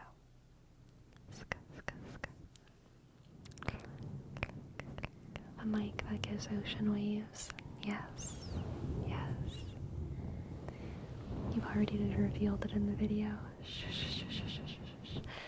No one needs to know that I have a YouTube channel. No one needs to know that I have a YouTube channel named Always Slightly Sleepy and I post videos every Monday and Thursday. Shh, no one needs to know. No one needs to know that I do that every Monday, Thursday on YouTube. Always Slightly Sleepy. No one needs to know that I have 100k subs. No one needs to know that, like, everyone loves my ASMR. And you would too if you watched it. No one needs to know that, okay? No one needs to know.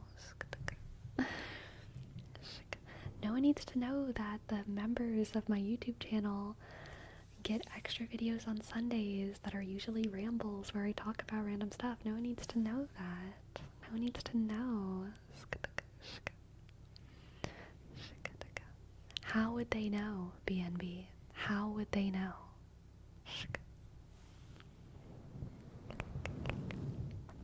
Exactly, Sebastian. No one should subscribe. No one should click the bell to get notified of all of my new videos. No one should do such things.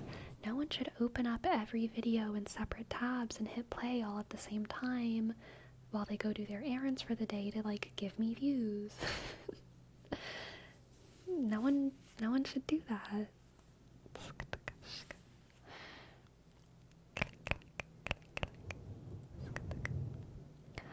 Thank you, Scythe7, for your golden kappa. Thank you, thank you.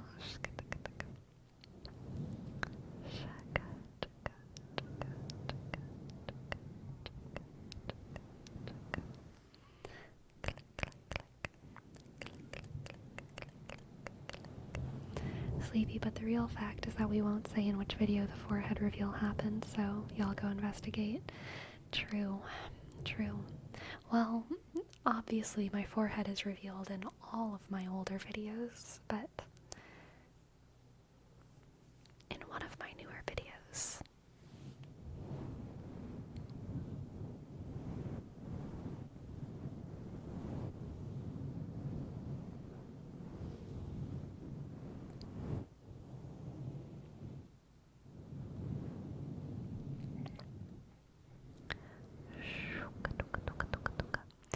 It's really true about Ghost. Thank goodness I have bangs, because if I were doing tarot readings with my third eye just, like, out, I would be showing the skeletons in everyone's closets. Y'all really just wouldn't be able to handle it. Y'all really would not be able to handle the tarot readings with the third eye activated. It would be too much. I would just be doxing y'all live on stream, basically. Doxing y'all and revealing a lot of deeply personal, traumatic information about all of you as individuals.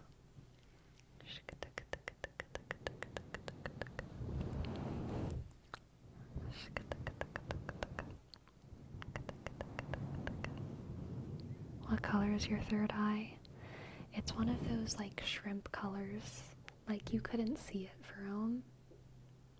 You'd probably just see it as like a whitish blue, but it's actually like a color that only shrimp can see.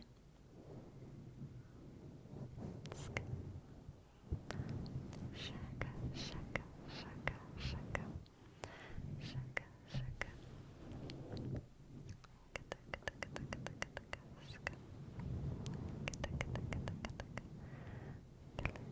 Does the third eye need glasses? Only to protect the world from the third eye, you know? You know what I mean?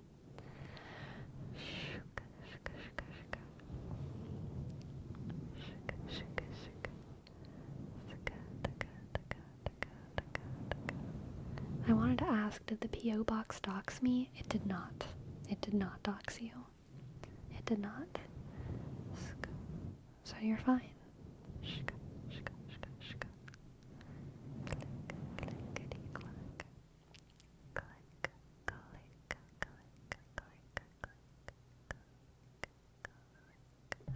I still do not know. I still do not know, Pharaoh.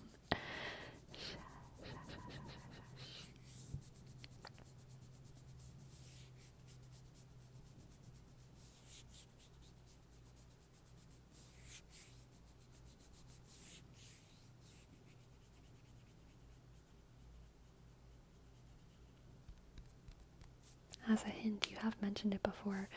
Are you from New Guinea? I mentioned New Guinea today on a whim.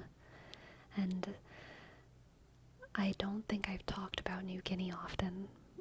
So maybe it's New Guinea. Clickety-clack. And nowhere in Africa. Dang, so we can cut a whole continent out of the mystery. Interesting. Interesting. Question, have you ever received a curious green book about a tree? Neatrix.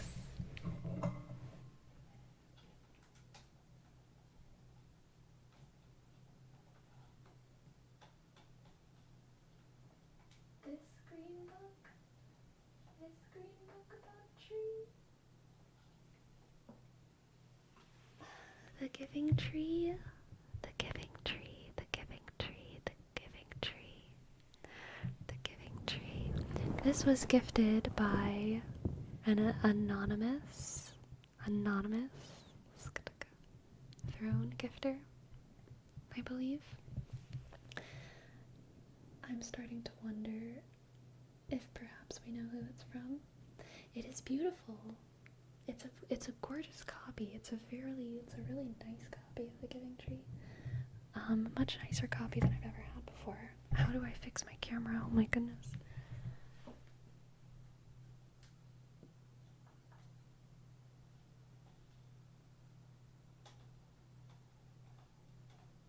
Where am I?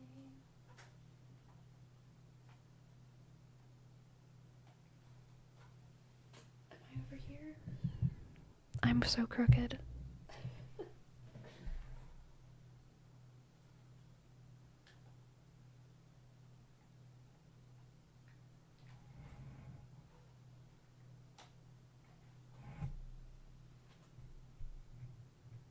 That good.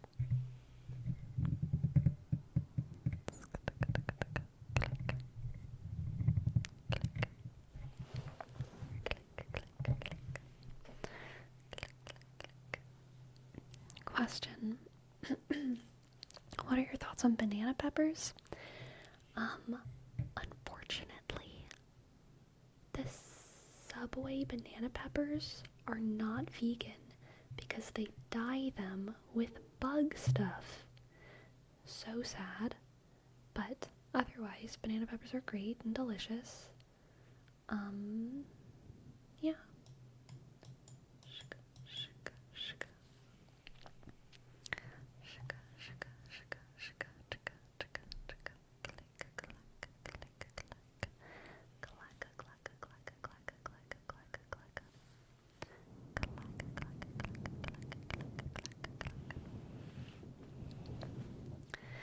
Sleepy, do you use anything on your frame as a guide to where it's good? I figured you might use the candle as it's always on the edge. I definitely use the cat tree, the candle, and this line. It's still crooked, but usually whenever I'm setting up at the beginning of the day, I try to make this line parallel with the top of the frame so that I know my frame is straight. But it's crooked now, but that's okay. We're just leaving it. We're leaving it for now. Is this a Tascam? No, this is a Zoom H4n Pro. Zoom H4n Pro.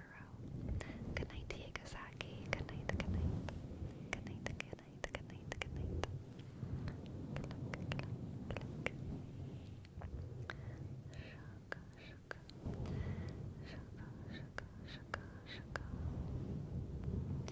Wow, I've had a lot of Subway banana peppers to only just now be finding out they contain bug.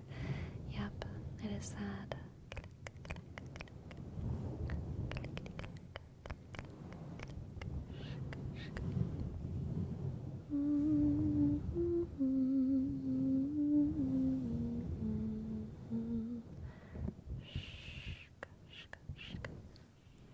Is that dye used elsewhere? I don't know. Maybe. Maybe. I do not know.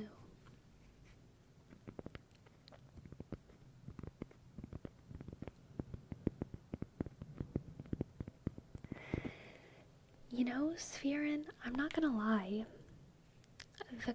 The idea of eating bugs, the crunchiness isn't what grosses me out.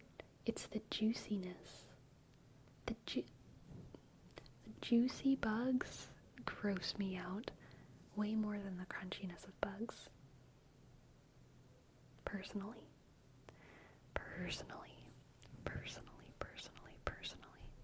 Shka, shka.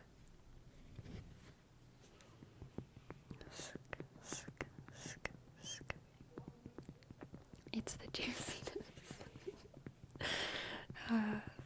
Yes, Dolly Joel. They still have all the insides in them when you eat them. Yeah. Have you ever eaten a bug? Not on purpose. I'm sure I've eaten them accidentally, but not that I remember.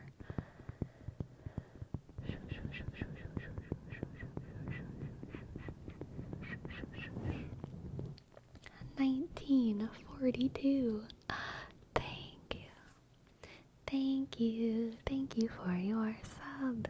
Thank you. 1, 9, click. 4, 2, 0. Thank you. 1942. Thank you. You ever saw that clip of Bear Grylls? I don't know who that is, biting into this huge maggot. Oh my god, no. I can't even finish that sentence. No, I have not, and I do not want to. Oh, that's rough.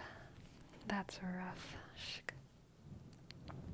Sleepy, if you had to eat a bug, which one would you eat? Probably an ant. Yeah. Finally, an ASMR artist who's not eating mics. Just you wait, Dizzling. We saved the microphone chomping until the end of the stream. I'm kidding. Don't worry. We go all teeth in here. It's true. We take out the chompers. Rar. Rar. Microphones aren't vegan. They totally are.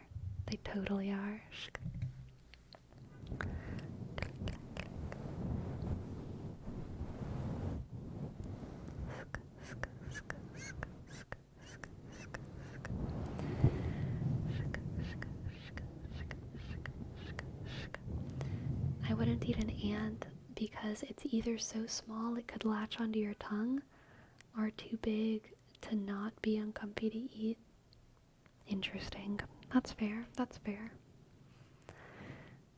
Getting a bug stuck between your teeth. Ugh, that's rough.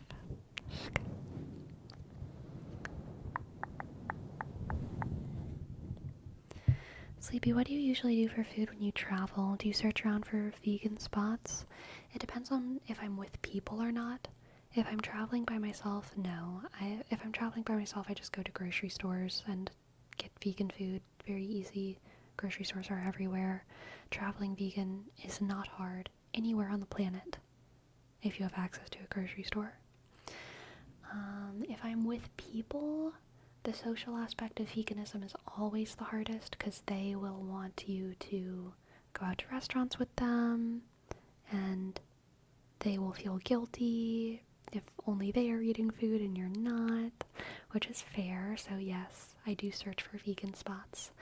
And if there's no vegan spots, then I usually look out for Middle Eastern food, Asian food, because those are generally the best. Indian food, for having vegan options. And if there's restaurants of that type, then I might give them a call beforehand and be like, hey, do you have anything on your menu that's vegan? Which is so much less awkward than having to figure it out once you're there at the restaurant. So that's always a good strategy.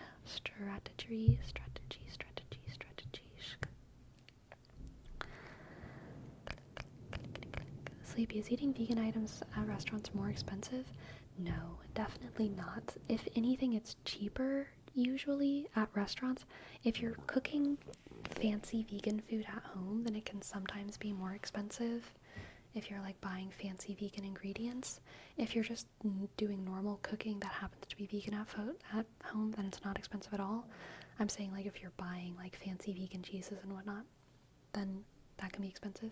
But at restaurants, it's no more expensive. Definitely not. It's sometimes you can consider it more expensive if you're getting a non-vegan item. If the place that you're going to doesn't cater at all to vegans, so you're getting a non-vegan item but just like removing half the stuff off of it and getting it for the same price, that sucks. That sucks. And it is more expensive when you get a plate of leaves and breadsticks and it costs $15. That does suck. But if you're actually getting a vegan meal, it's usually no more expensive than like a normal meal at the restaurant.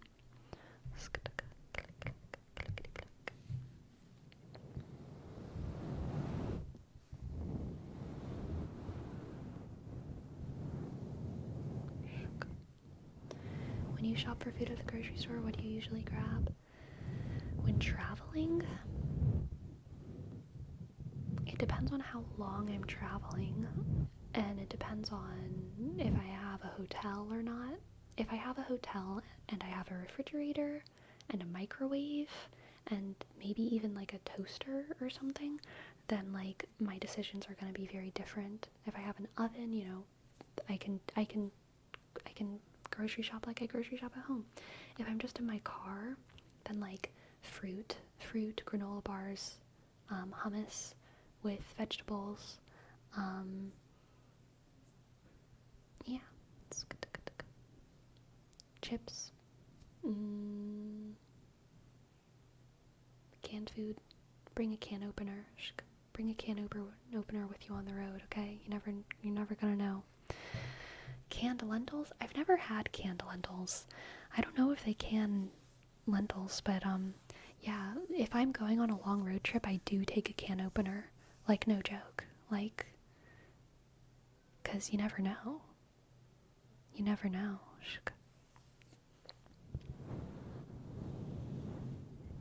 Any beans? Totally. If I'm in a bean mood, heck yeah.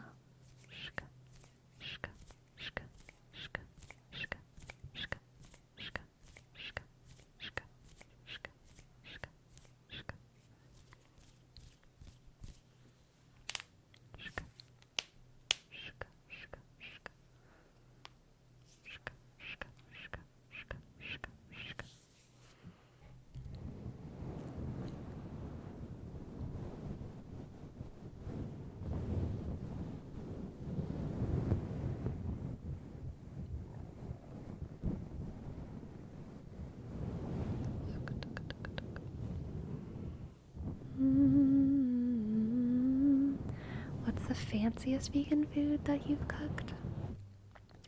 Whenever I was still living at home, I made my fanciest vegan food because I wasn't paying for the groceries. I made a couple things that I would consider fancy. I made so I've done a very good vegan Alfredo that's not very expensive. You basically just do it with like soy milk and a little bit of flour and mushrooms, and it works really well. But I did like a fancy version of it whenever I was back home with like cashews, like a cashew cream based like Alfredo sauce. That was really good. I've also made a vegan lasagna that was really good, that involved making like a vegan ricotta. The vegan ricotta that I made was really fun and good. For a restaurant before, I've made vegan quiche, and I had to like invent it, which felt very fun and exciting. I invented a vegan quiche, and that was, yeah, fancy. Yeah, those are probably the fanciest things. Once also at a restaurant, I invented an ashwagandha cookie. I made ashwagandha cookies, which is so hilariously like hipster. That was pretty fancy, I would say. Pretty fancy.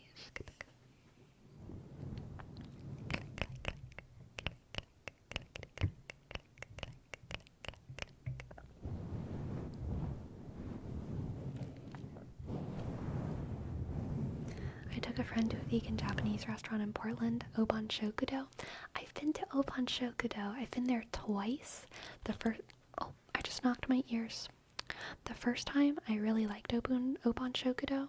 The second time, I didn't. I got the special the second time I went, and it was so bad.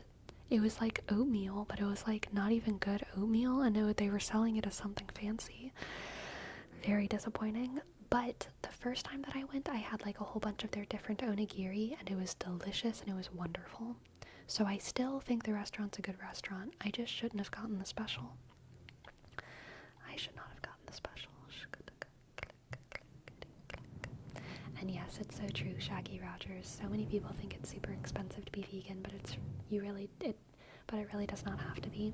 You just need to be a bit more creative and not buy a ton of substitutes, and it can be even cheaper. Yes, lentils, for example, is a great substitute for minced meat, and it's definitely cheaper. Yes.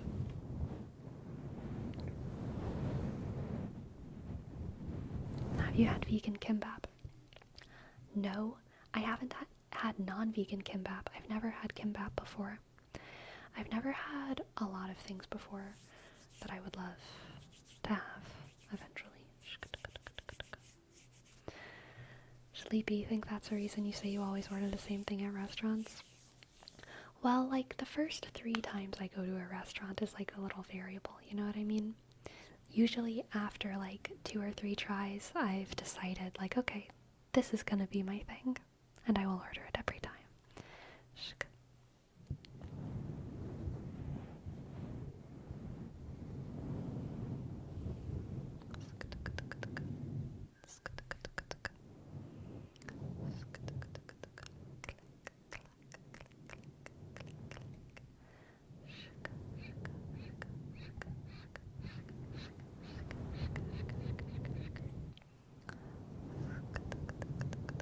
Have you tried kimchi?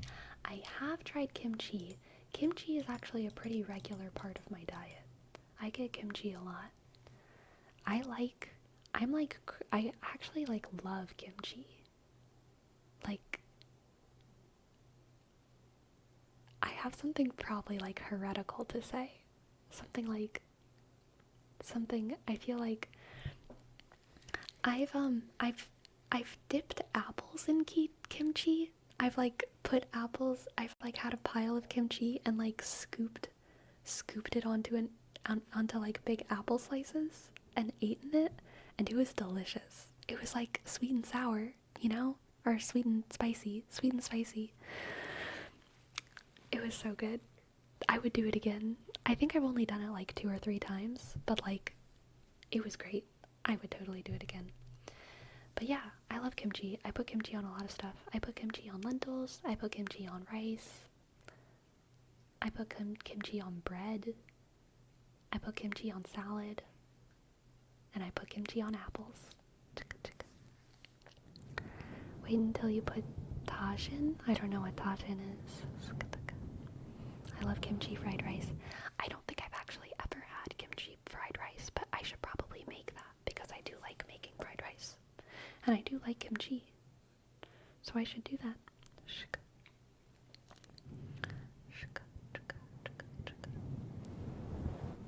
Tajin? Oh, tajin.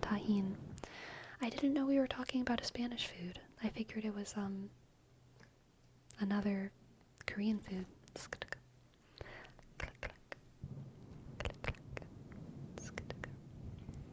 A lot of Koreans use grated apples or pears in galbi marinades. Ooh, cool. I've seen videos of people making kimchi, which makes me want to try it. Nice.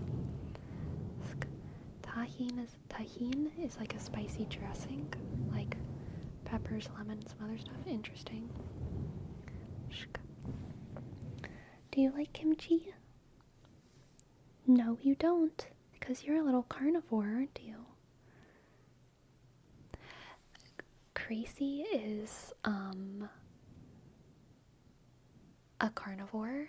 She's watched a lot of Michaela Peterson lately, and she's decided that she has autoimmune issues, and she only wants to eat liver and beef.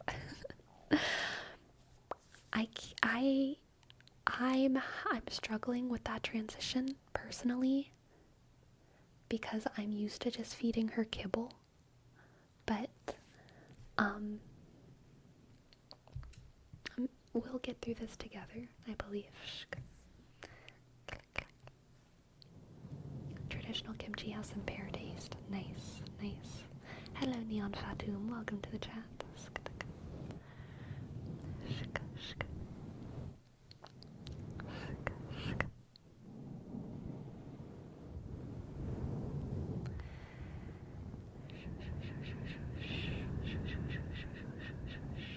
You're not forcing her to be vegan. She's actually vegan of her own free will. She convinced me to be vegan. We're switching the bit.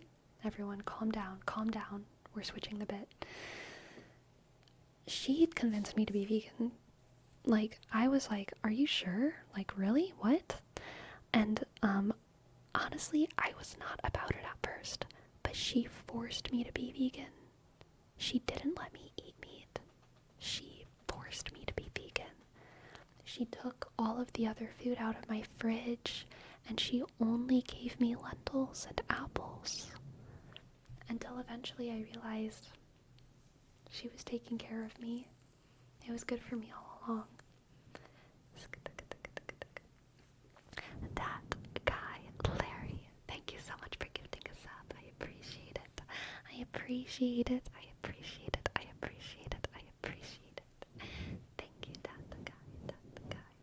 D click H Tisk G click U sk Y click L click Bor sk R sk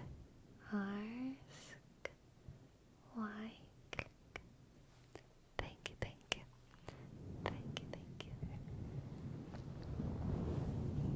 It's funny, Gracie's vegan YouTube channel is so inspiring. It really is. It really is.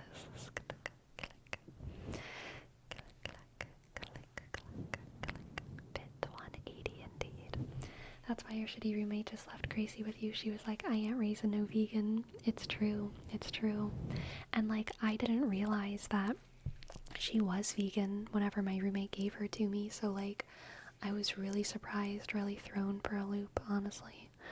Thrown for a loop. Click. Sleepy salute. Thank you, Dali Joel. Thank you.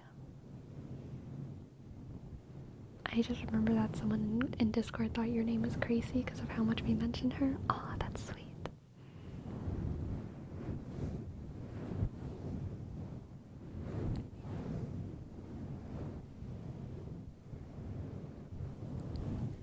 How how'd she react when you brought her meal-only kibble?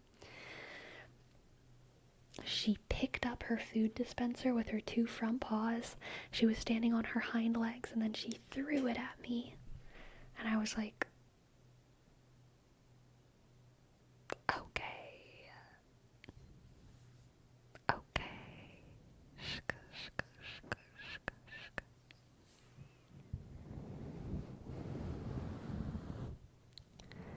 Shka, shka, shka, shka, shka. Good night to 1942. Good night to 1942. Good night to 1942. Shka, shka.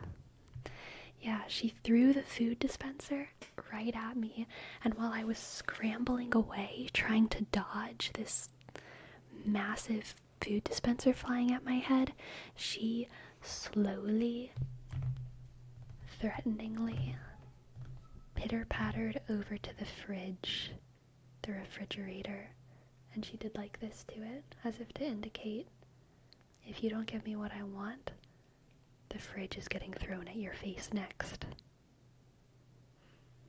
Isn't that right? Isn't that what you did?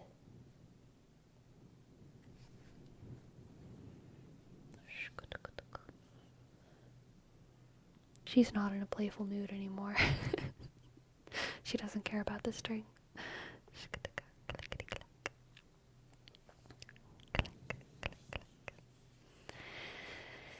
Yes, my friends, it is time to name the stream. What do we name the stream tonight? What have we talked about? We did a lot of tarot.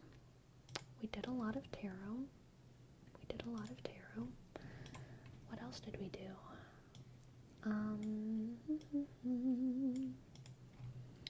We did do climate change, tarot, climate change, anxiety, and we did talk a little bit about designer babies, that's right.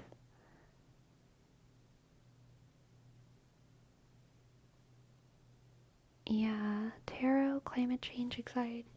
Let's do tarot, designer babies.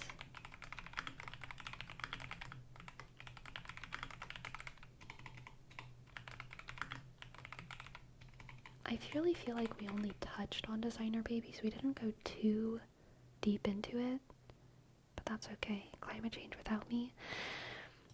Oh yes, I'm so sorry, Isolated. We did talk about climate change without you, but we weren't really talking about the science of it. We were just talking about the sadness of it. Alright, Bony Shark. Yes, let's do one last tarot reading to finish off the night. One last tarot reading for Bony Shark. Bony Shark. We have the Empress, the King of Swords, click, and the Ace of Pentacles. Shika, shika, shika, shika, shika, shika, shika. Bony Shark, Bony Shark. Oh, I think I said the Empress, but it's the Emperor. My bad. The Emperor, the King of Swords, and the Ace of Pentacles. An excellent reading, Bony Shark. An excellent reading. You are the person to be in charge of managing some kind of resource for a lot of people. There's more than one person involved here, and I think that you are in charge of saying what is to happen with some kind of resource that you have, okay? With some sort of resource that you have. And you are the best person to be in charge of that. There might be some kind of question here on, like, maybe you feel like someone else should be in charge. Maybe other people are like, do you really want this? What is happening here? But this reading is saying that, like, no, not only do people want you to be in charge of this resource, but you are the best person to be in charge of it. You will shuffle fairly. People want you to deal the cards because they know that you will shuffle fairly. People want you to manage the taxes because they know that you will distribute them fairly. Human Resources Department, exactly. People know that you are a very fair and good person, and that they would rather have no one in charge of this situation except for you, okay? Let's get an oracle card. Oracle card for Pony Shark. We have Illusion. Interesting. Bony Shark, I think that you feel a sense of imposter syndrome. You feel like you should not be in charge. You feel like you are not worthy. You feel like you are not someone who deserves this kind of responsibility or who can manage it. But you, Bony Shark, have a fantastic sense of judgment, and also a very good sense of fairness. You might not be the richest or the most highly educated or the most whatever, but you have leadership qualities that make you the best person for this job, and everyone knows it. You might feel like you're an imposter here, but you are not. You are truly the perfect person. You have really, really good judgment. You have good instincts. You have a very good kind of foundational morality that doesn't need, all kinds of fancy education, because you have a good sense of the world, a lot of good street smarts, one might say.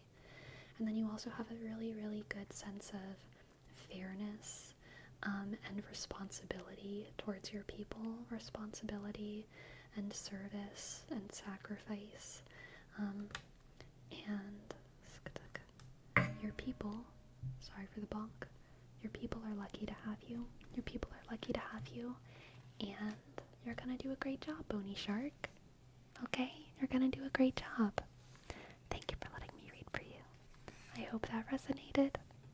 I hope that you enjoyed. I hope that it made sense. Thank you.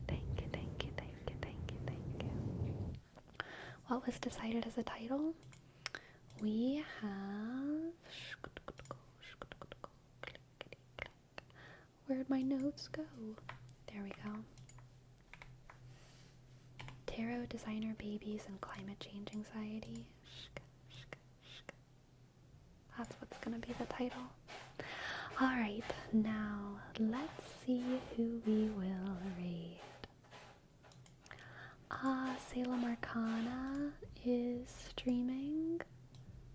Let's raid her. She's doing some lovely triggers over there.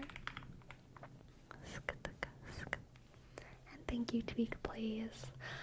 Alright, good night, everyone. Thank you so much for joining me. Mick Jake, I'm so sorry that you got here so late, but I'm so glad that I know you probably had a great gym session, and I'm glad you stopped by, even if only to say goodbye. Good night, everyone. Good night, everyone. Sleepy, sleepy, sleepy. Good night, everyone. Good night, everyone. Sleepy, sleepy, sleepy. Sleepy, sleepy. Good night.